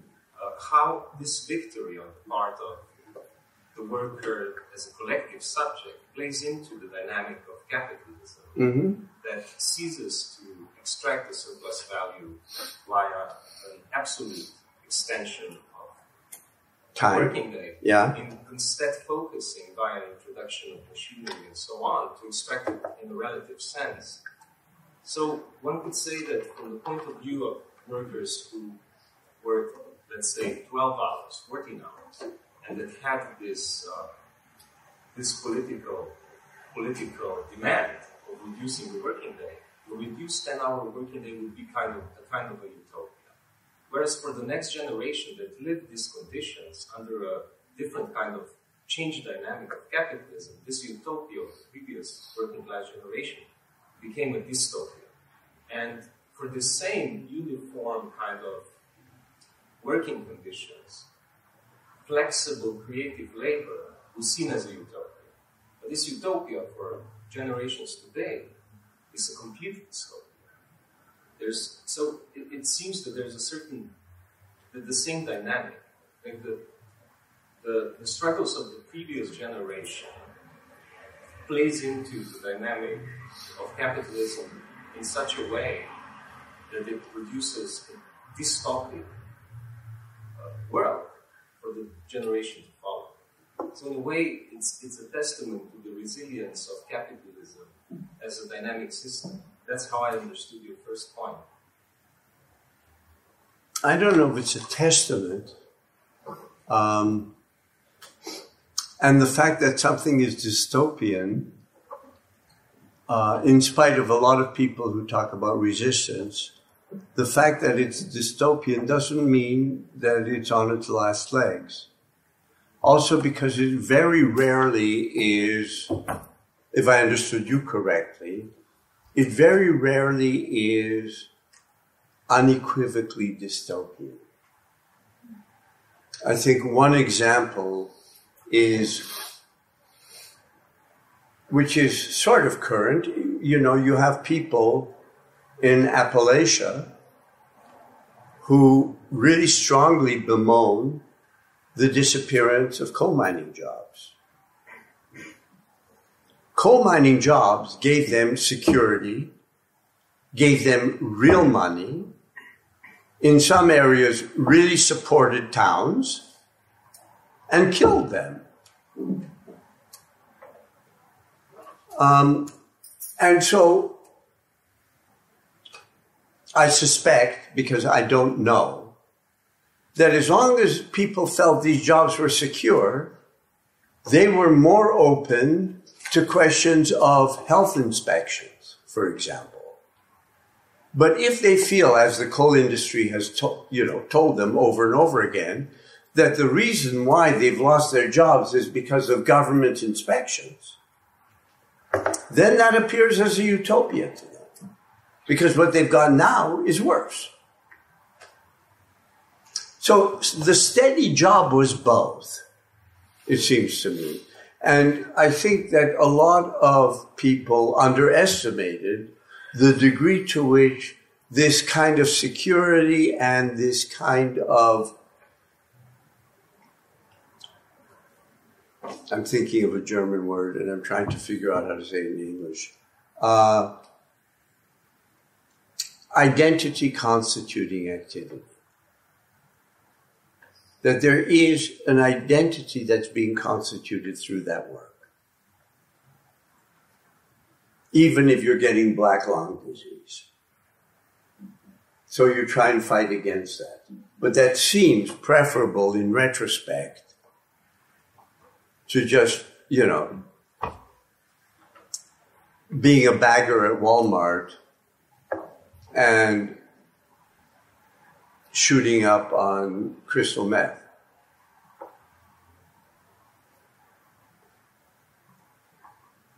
Which is a real sign of, burnout. So it's always been kind of like both. I think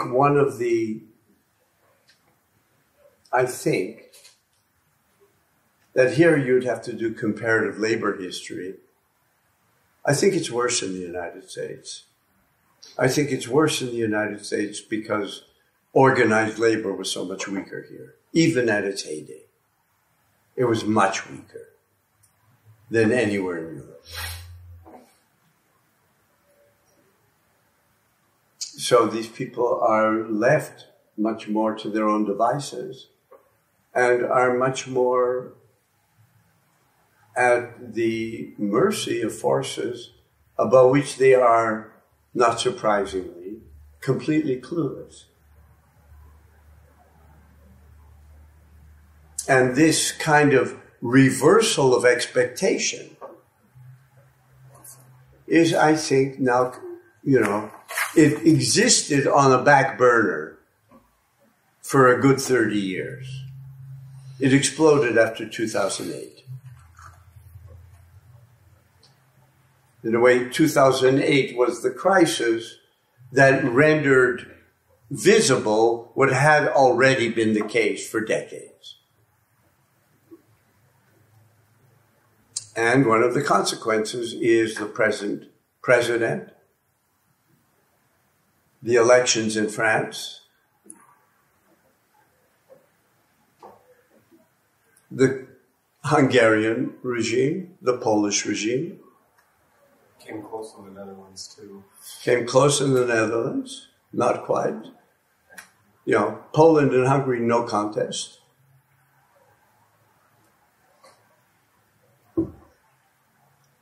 Of course, each one has its own specificity.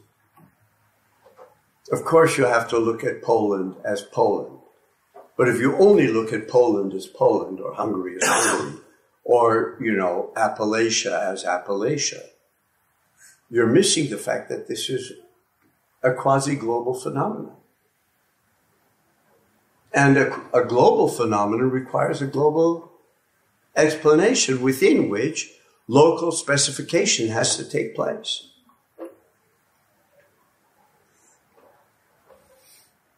And to only do it in essentializing terms, like people want to save their white skin privilege, just doesn't do it. That's atemporal. At least doesn't do it in my view. Yeah. On that note, you said something about kind of the production of identity through one's role within the system. Mm-hmm. And associated in my ears with this, along with your question, was kind of identity in its relationship to desire. So maybe how economic possibility and identity come together to produce desire of a certain kind, so that the utopian is structured by something like this. And the desire may not necessarily be confined or even primarily directed within the economic system. There's the elicitation of resistance, which once might have taken the form of the labor union, but now it takes the form of a march without a direct object except for the desire to express resistance itself. I mean, there's a certain kind of, I feel like what you ended with there, the kind of the racial vulnerability of a certain kind, the reinforcement of that identity, seemed related to your earlier comment, which might explain something like the reduction of an analysis to racial identities. I'm not making myself very clear. No, I'm not sure I'm not sure I fully understood what you were trying to say. It's because I'm. That's sure okay. You can. It's partly coming out of what you were saying, which Yeah. is the production of identities, Uh-huh. but identities that are not subsumed within a class role or within even an economic position. And there's something about the economic structure that structures possibilities, that elicits a certain kind of desire for a different kind of identity. So when it's within the structured labor environment of the working day, there's some kind of idealization of something outside. But that only really takes form, or begins to have force, I think, when that becomes possible within the economic system. Mm-hmm. And then now, maybe it's the ideal is not to be the Uber driver with ultimately flexible time, but to be the entrepreneur, so that you can sit outside the system, and your position from which you produce your utopia, or you occupy your ideal, is from without the system. And that itself is also, that possibility, which seems like a possibility, is in fact a dictum of the limits of the system as it's constructed. So there's always kind of, the system produces the desire in the subject one step ahead of so the desire precedes the movement of the system.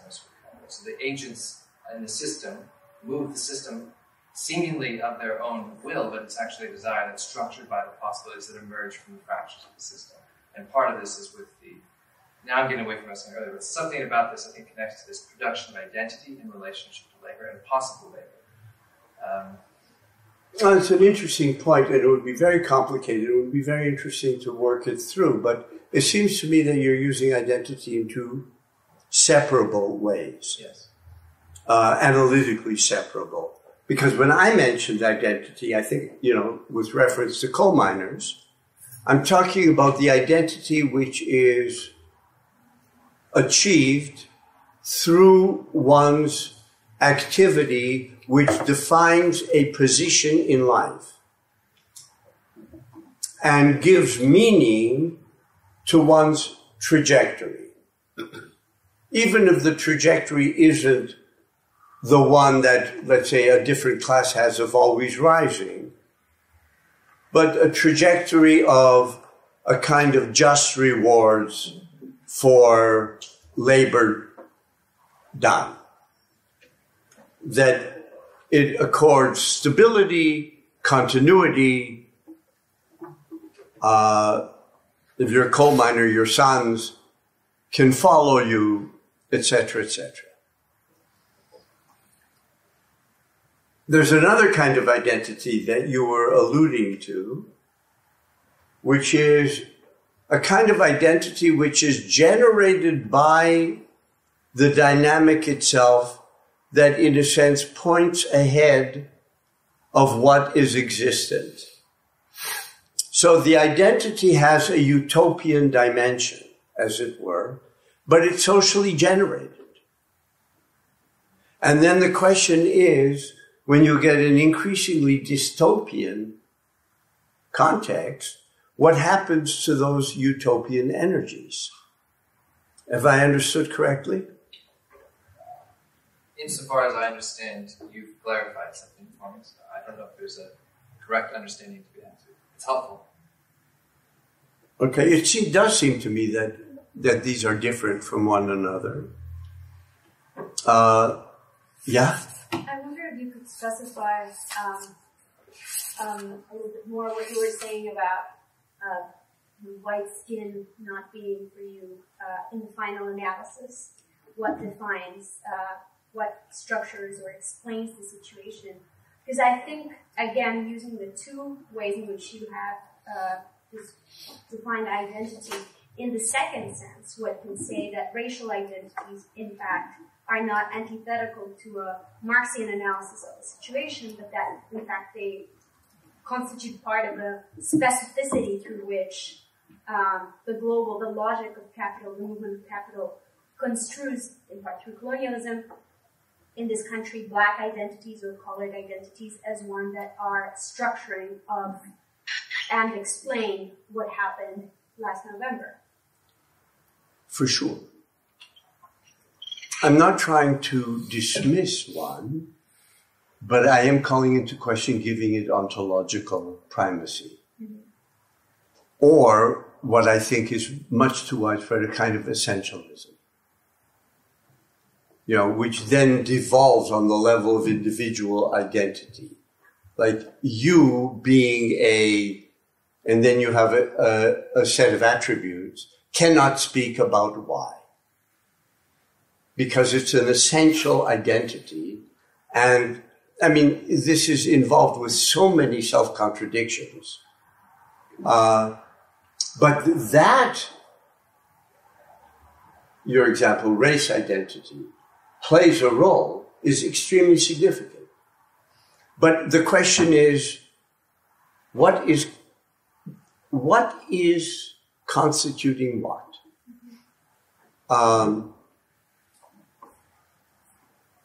The great anti-immigrant sentiment, which pushed Brexit over the top in the UK, wasn't only or even primarily directed against the Africans and Middle Easterners in France waiting to go into the UK at, the Channel, but Polish and Romanian workers. These were the real objects. And for a certain kind of American discourse, this doesn't make any sense. Because Poles and Romanians are also quote unquote white. There's a flattening of Europe, of European history, within a framework that equates Europe with the city of London, Amsterdam, and maybe Paris. That's Europe, and that's white. And you would never know. I mean, I just object to it. You would never know. I've spoken to people who don't think that whites really fight wars against whites. As if the first 2 world wars never happened.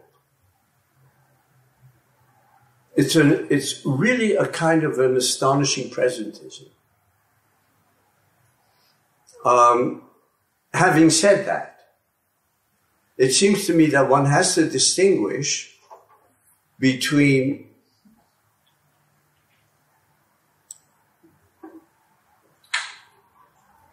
let me just call it the social distribution of wealth in, let's say, the United States, and the way the racial disparities map onto that, which is clear and is a serious problem.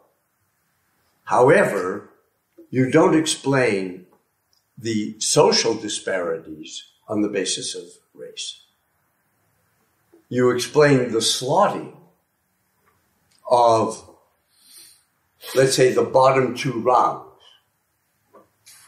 That, I think, is very clearly a matter of race. But the existence of those rungs is not. And it seems to me that there's a collapse there. Levels of unemployment in Spain are as high as they are in the worst parts of the United States. They're not necessarily racially coded. The existence of enormous levels of unemployment is not first and foremost because of racial difference.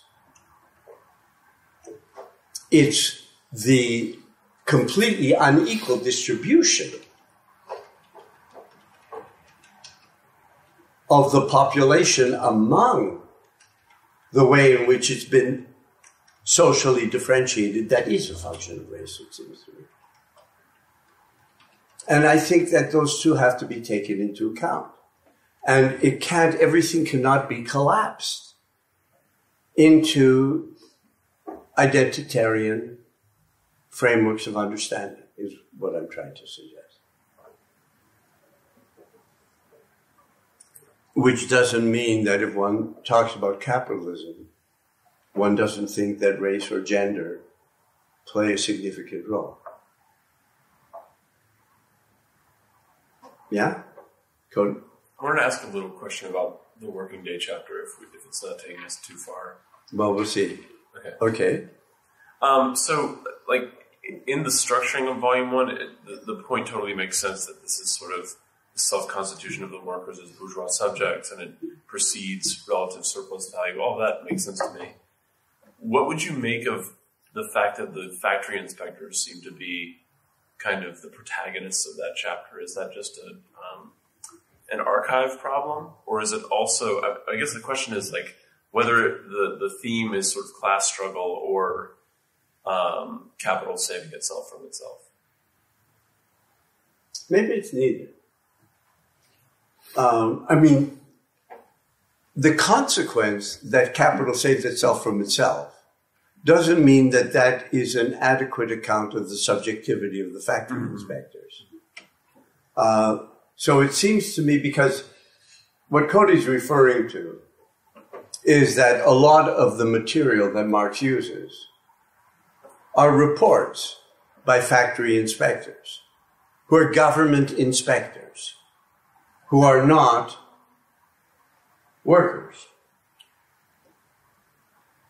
It seems to me that a consequence of at least a full generation, if not longer, of worker struggles is this is a hypothesis on my part, rather than an argument, is generative of a shift in more general subjectivity.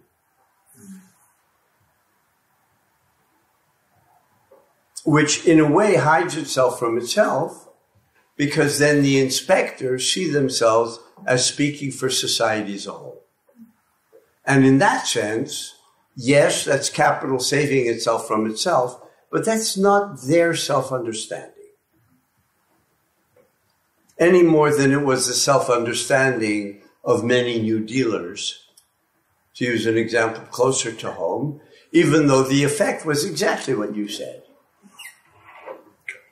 But when a lot of people, this is a side point and then I want to continue, when a lot of people say that the New Deal saved capitalism from itself, there's kind of like this unspoken, secret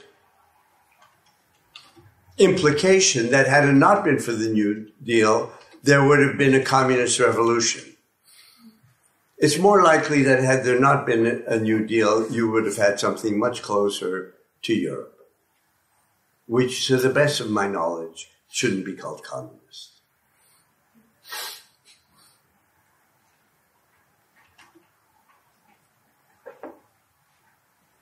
And we could go off into a whole long tangent about how this kind of fascist sympathetic feeling was so strong in this country that after Pearl Harbor, Roosevelt still didn't trust himself to declare war on Germany.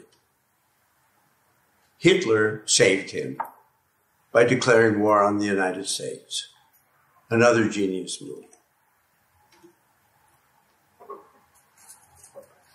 You could declare war on the fascist Japanese because of race reasons. But you couldn't declare war on fascist Germany. Sympathy was much too strong in this country. Yeah? I mean, this is just really random and spontaneous, but I mean, maybe that speaks to the difference of whiteness in the U.S. versus in Europe, too, actually. Like, that the U.S. couldn't declare war. Sorry, I know we're way off topic, but that the U.S. couldn't declare war on Germany. But Germany could. No, I don't think so, because otherwise, why would the United States have declared war on Germany in World War I? Remember, there is a World War I. Okay. And it's not fought against the Japanese. On the contrary, the Japanese are allies. I think people underestimate the carnage that whites have done to one another. You know, the Germans have no problems killing 20 million Russians, which to the best of my... I just think whiteness in the U.S. is something different than, like... yes, and... I think also it's kind of like a concept that's moved from the U.S. to Europe in a certain, like... no, that makes... You don't think that essentializes a category called whiteness? That now moves? I'm talking about the category, like a kind of concept. I don't think so. I think things are seen as much more political. The thing with Nazi Germany is that there was a great deal of sympathy for fascism. A great deal. There's still a road downtown named after an Italian fascist. Yeah, Balbo. Balbo. I think that that's kind of skewing recent American history as kind of like, it then sees everything in that lens.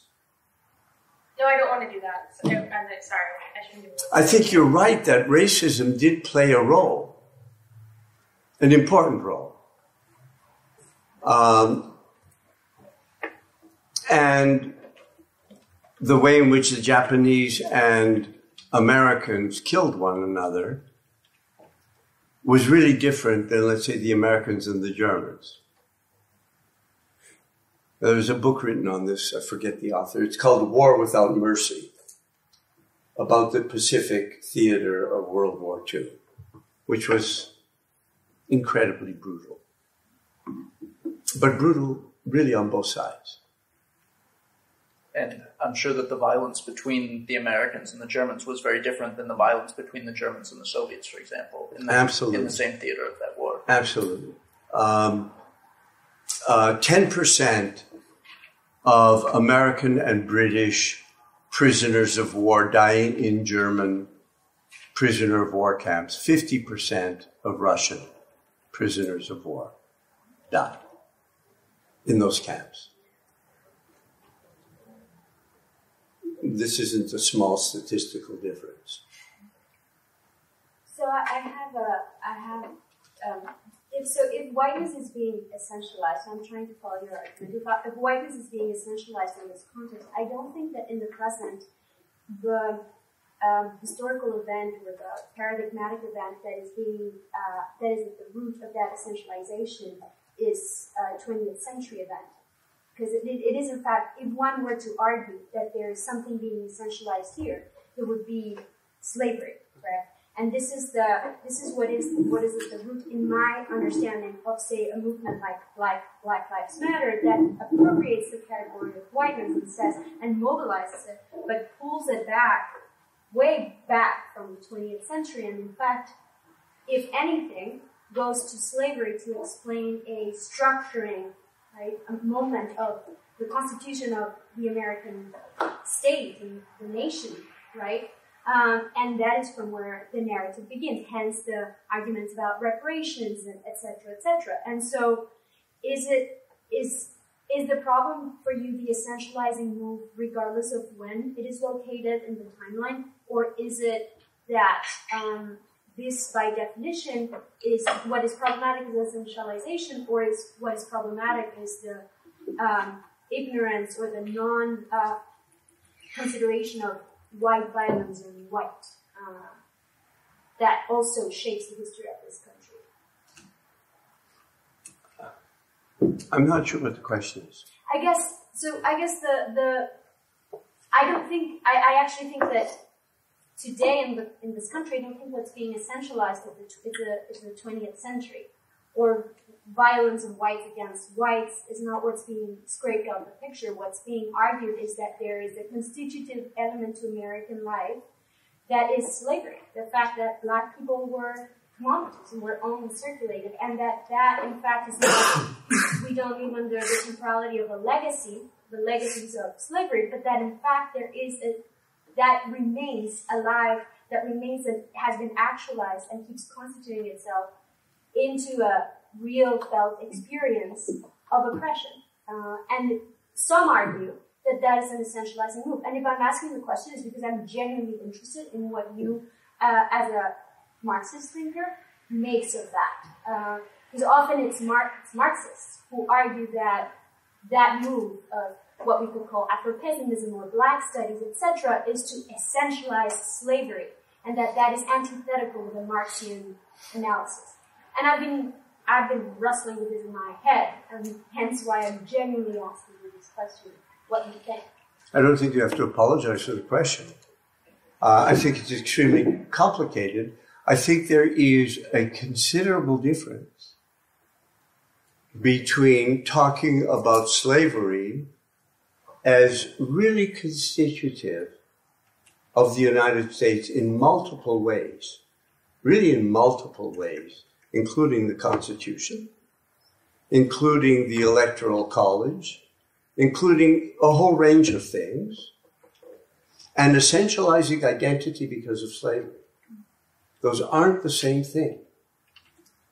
It's perfectly possible, it seems to me, at least theoretically, to really give full weight to the phenomenon of slavery and its after effects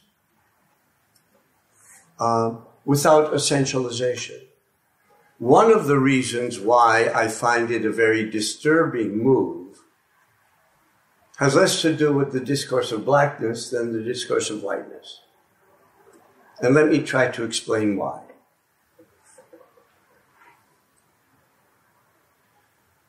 When we've been talking a little bit about, the trajectory of capital for industrial labor changed and went in a way that nobody anticipated, right? As you may or may not know, long before 2008, real wages for American industrial workers flatlined after 1973. They did not rise. This was made up in part by debt, housing, so that they could maintain a certain standard of living on the basis of debt. 2008 collapsed that whole thing.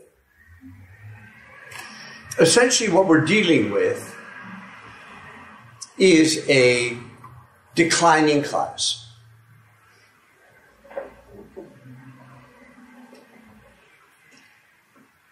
To change levels of analysis, it seems to me to be politically very short-sighted to talk to a declining class in terms of being privileged.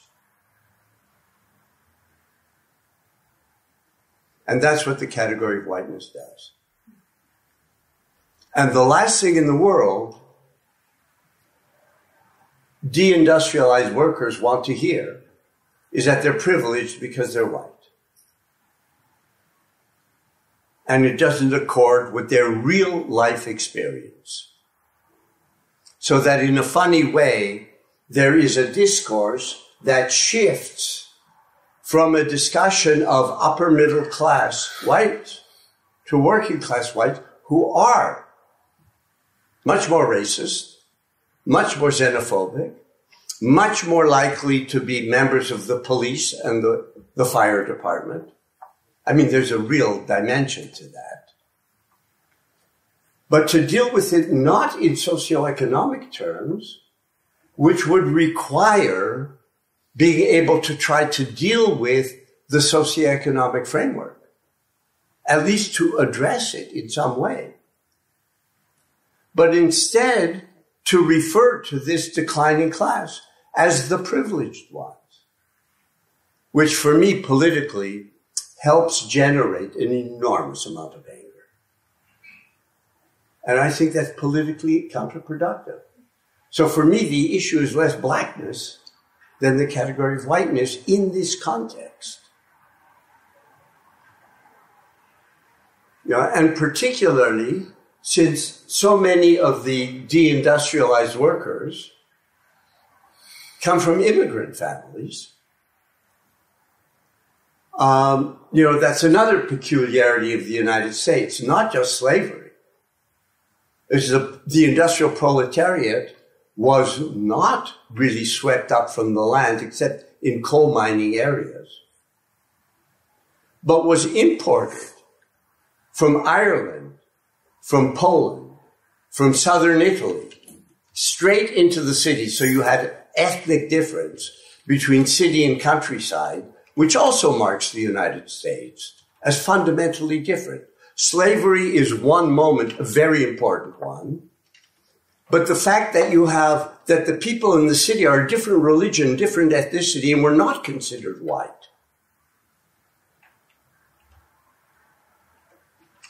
The IQ test was developed in the early 20th century in order to prove, among other things, that Italians and Jews were mentally incapable of being in the army.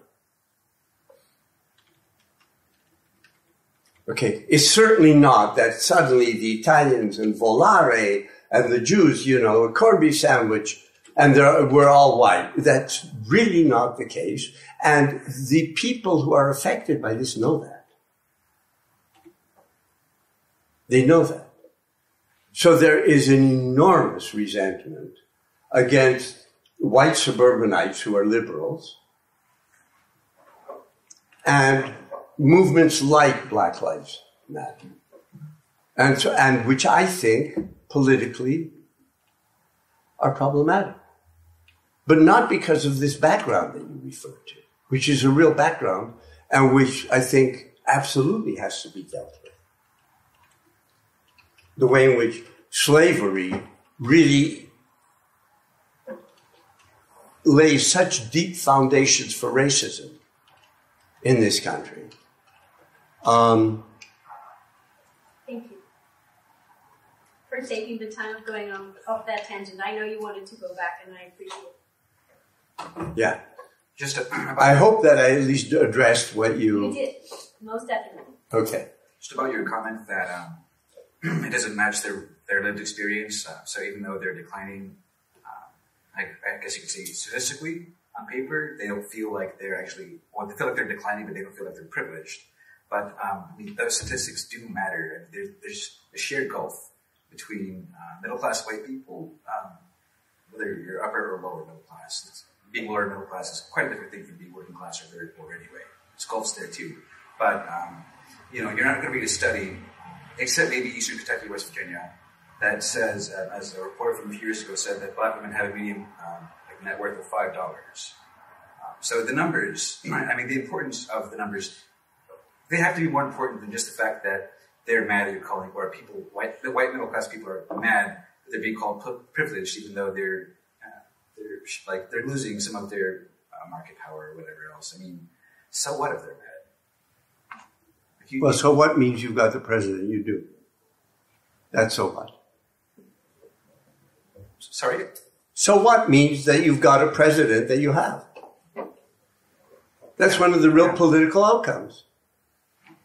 And it's not that people they're making $5 less. Not only have they lost their employment, they've lost the possibility that their children will have employment. This is a serious social decline. It doesn't mean that the situation of African Americans isn't even worse. I'm not trying to deny that. But there is a myopia, and there has been since the 1960s, on the part of university-trained people to regard working class Americans as being no more than their expressions of racism, xenophobia, and sexism, which is real. So I'm not trying to say, they've been given a bad rap. No. But what you're dealing with is an existential crisis. You're not dealing with people who are making $20 less a week. You know, and if you've been working as an industrial worker and then you regard yourself as being lucky if you can get a job as a bagger in Walmart, and this doesn't show up in employment. The employment statistics don't show that. So there is a great deal of anger, and it's not just American, and therefore it's not only because of the situation, the very specific situation of African Americans in this country. The decline of the working class has been taking a toll in the Netherlands, in France, in the UK. We'll see what happens with Germany. That'll be a real question. And what they have in common is the decline of the industrial working class. What they don't have in common is a significant segment of the population that's analogous to African Americans in this country. So one always has to try to look at the specificities of a situation, but if this is a large-scale movement, if not global movement, I think one has to take cognizance of that. Because it's the global that tells you what parts of the specific can't explain that. Yeah. What about when you broaden the frame to the Philippines and India? Do you put the kind of right-wing developments in these countries in the same? Good question. I don't know enough. In Turkey as well. Turkey for sure. Venezuela, that from the left, which is symptomatic of what's been happening in Latin America, right? Which from the left you have arrived at these demagogues and through a left populism, right? Well, South America I understand a little bit more because I know a little bit more about it. The Philippines I know almost nothing about. You know, I know something about the biography of Duterte, but I know very little about it. And India, I really don't know enough about the BJP, what its origins are, what Hindu identity politics really means, because that's in part what it is. You know, India is no longer a secular state, you know, where the majority happen to be Hindu. A significant minority are Muslims, and then you have even smaller minorities. But rather, it's Hindu in an emphatic way. I mean, the guy who's just elected prime minister of...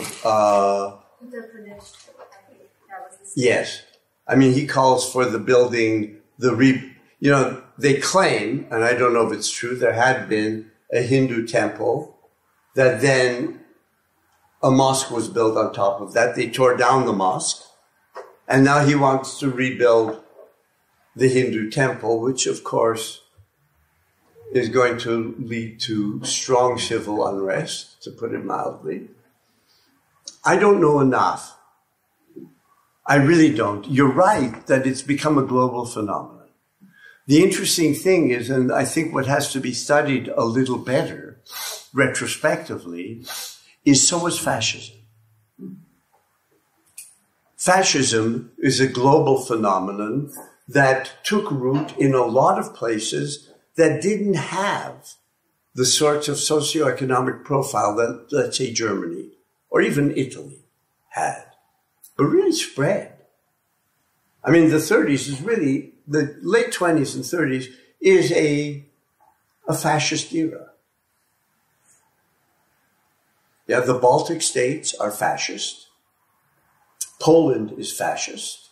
Romania is fascist. You have fascist movements in India. I once really surprised a friend who had been here, a South Asianist, when I told him that there were Indians in the SS. He absolutely couldn't believe it, because after all, Indians are colored folk, not understanding the nature of Nazi racism. There were Indians in the SS. There are also Mongols in the SS. So this is a roundabout way of saying, I mean, one could describe that a certain kind of movement sort of seizes the imagination, but why? I don't know. Certainly fascism did seize the imagination. And this kind of move to authoritarianism also, although in Venezuela, for example, it's contested strongly. And my sense is, and this is a separable issue, is the left in South America in the last decade and a half lived off rents, right? Primary commodity production. Even while Venezuela always lived off rents. But Brazil moved from producing a lot to becoming more and more of a rentier state, where the big buyer is China. The Chinese stop building 20 cities a year, the Brazilian economy goes south. But the weakness was that the flourishing, which allowed for, a lot of these social programs, no hunger, things like that, that was all paid for by soy and other goods that are being sent to China. That seems to me to be a different situation. The collapse of the left seems to me to be a different situation than the Philippines, India. I honestly don't know. But I think it's important to bring up cases like that. Yeah, one could argue that Japan is moving slowly in that direction. With a little help from North Korea, it may go further in that direction. Can we get back to rate of profit?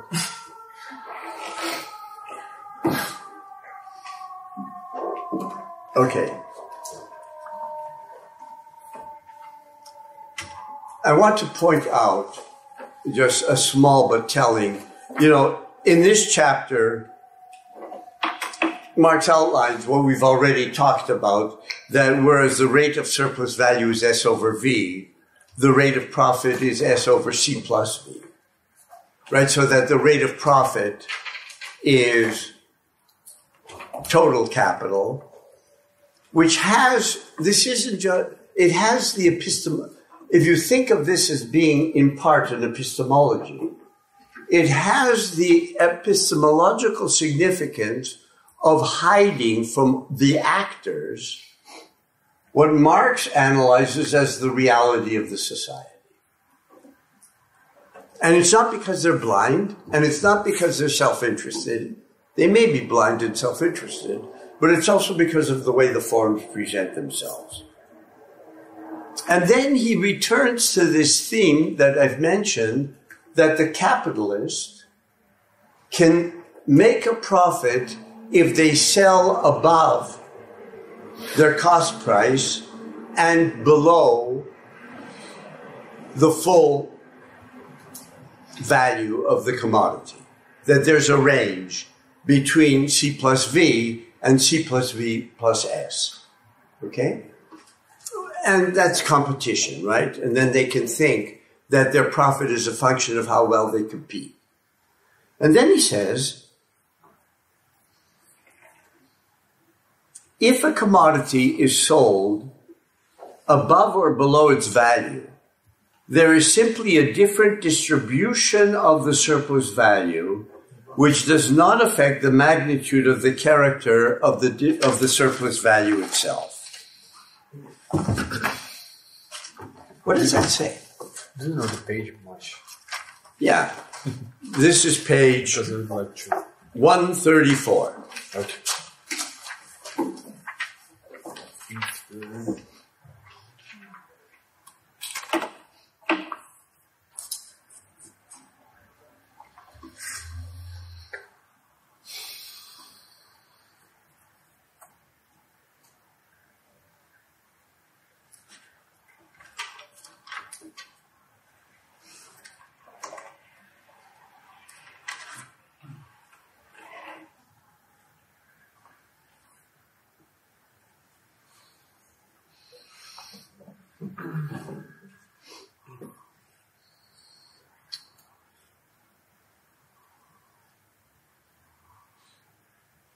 What's being distributed? Surplus value. And he's going to talk about this later as well. If surplus value is being distributed by competition, what kind of category is it?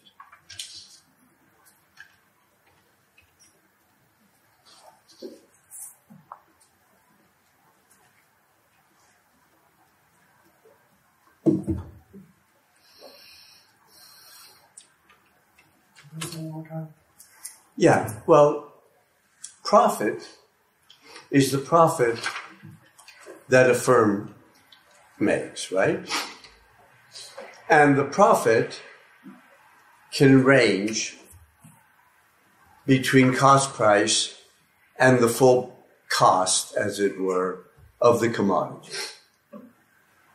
But if you say surplus value is distributed among capitalists by competition, what are you saying about surplus value? It's necessarily, I was just going to say it's necessarily produced and realized regardless of profit. It's just a question of the distribution. Right, but if the distribution is among capitalists, what is being distributed isn't generated by any single capitalist. I mean, it's a category rooted in the social average value of labor, right? It's not. It's a. Yes, but what it means is now what we're getting. See, he's given all these examples that seem to indicate that profit is the same as surplus value. It's just one is this kind of ratio and the other is that kind of ratio. And that's the way he begins. And it can be very misleading because suddenly he's saying that the competition, in a sense, distributes value. So it's as if value is a pot that's there that then is distributed among the capitalists according to competition. So it's a different kind of category than profit. It suggests, we're going to elaborate on this. I'm only pointing this out because this is the first glimmer of a hint that when he's talking about surplus value, you should not think of it in terms of the profit of the firm.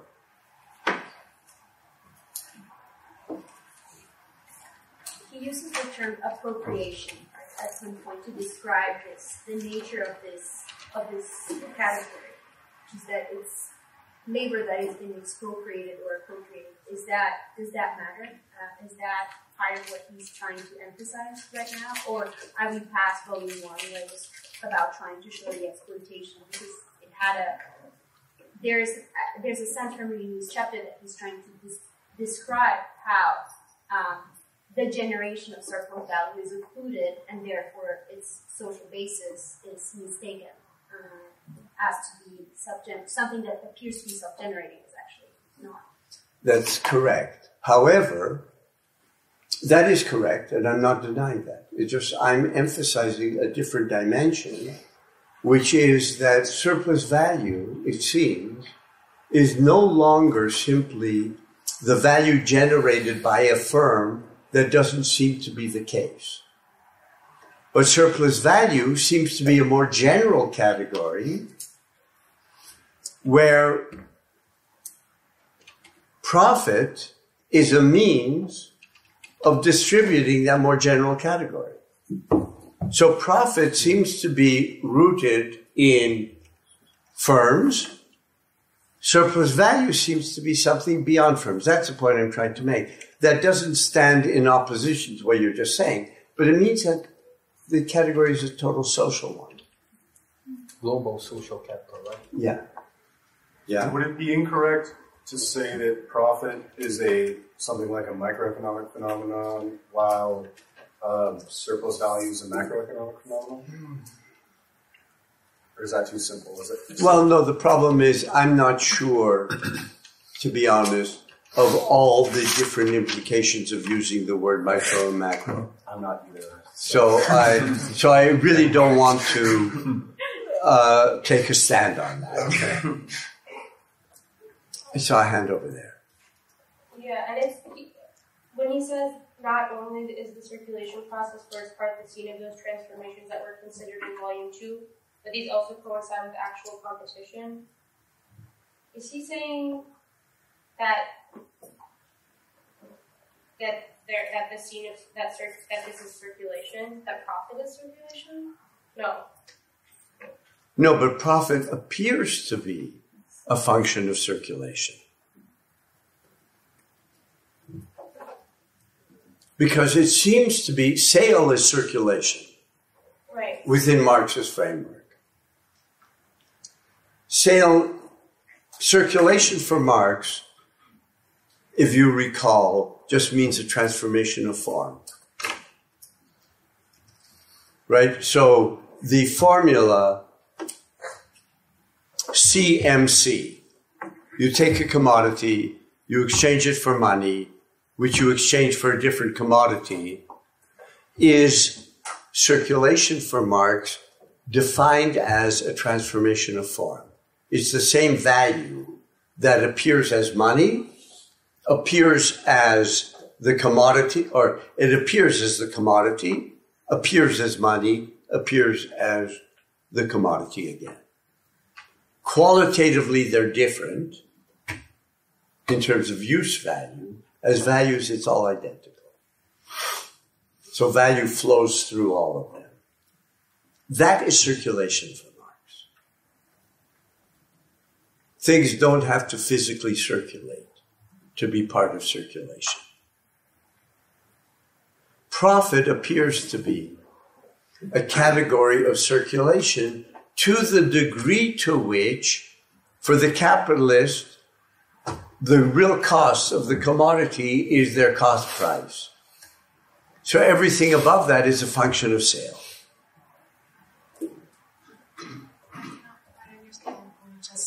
I'm sorry. I cannot quite understand what you just said. For Marx, the real value of the commodity is the constant capital, the variable capital, and the surplus. For the capitalist actor, the cost of the commodity is the amount that it cost them, that is C plus V. And anything that they get as profit is a function of what kind of deal they've been able to get. Well, if they've sold it at all, and if they have, what kind of deal they were able to get. Charlotte, were you going to say something? No, I mean, I guess just I'm thinking about it in a different way that I'm finding clear. Like, if you think of profit as sort of the income statement that a firm is going to observe, and they're selling the commodity, when he talks about competition, he's talking about the market process of establishing the price of that commodity. On the value level, there's definitely a surplus that's been generated. It's just a question, depending on the price, that's either to the benefit of the producer or to the loss of the producer, and hence inverse to the benefit or the loss of the buyer. It's just a question of whether or not that surplus value is going to be captured on one or the other side of the sale. But from the capitalist standpoint, he just sees profit, net or loss, in relation to his cost price. But the value, I mean, is going somewhere. Like, there's a necessary surplus that has to be allocated. I don't know if that helps to clarify, but that's how it makes sense to me. Yeah, I wouldn't formulate it that way, but I think that's right. And that's fine. But what it implies, and this is one of the reasons I'm going slowly, is that for Marx, price is an insufficient category. Profit is an insufficient category. There is, let me, for lack of a better term, say, a total social category, which is value, which is being generated and is being divided. And we'll see in the next chapter, he will begin to specify that even more. So that, again, to repeat myself, he begins by treating profit as the same as surplus value. It's just the way you measure it is different.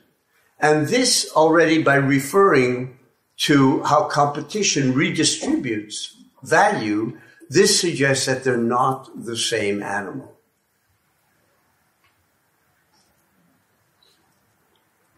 Yes? No? Maybe?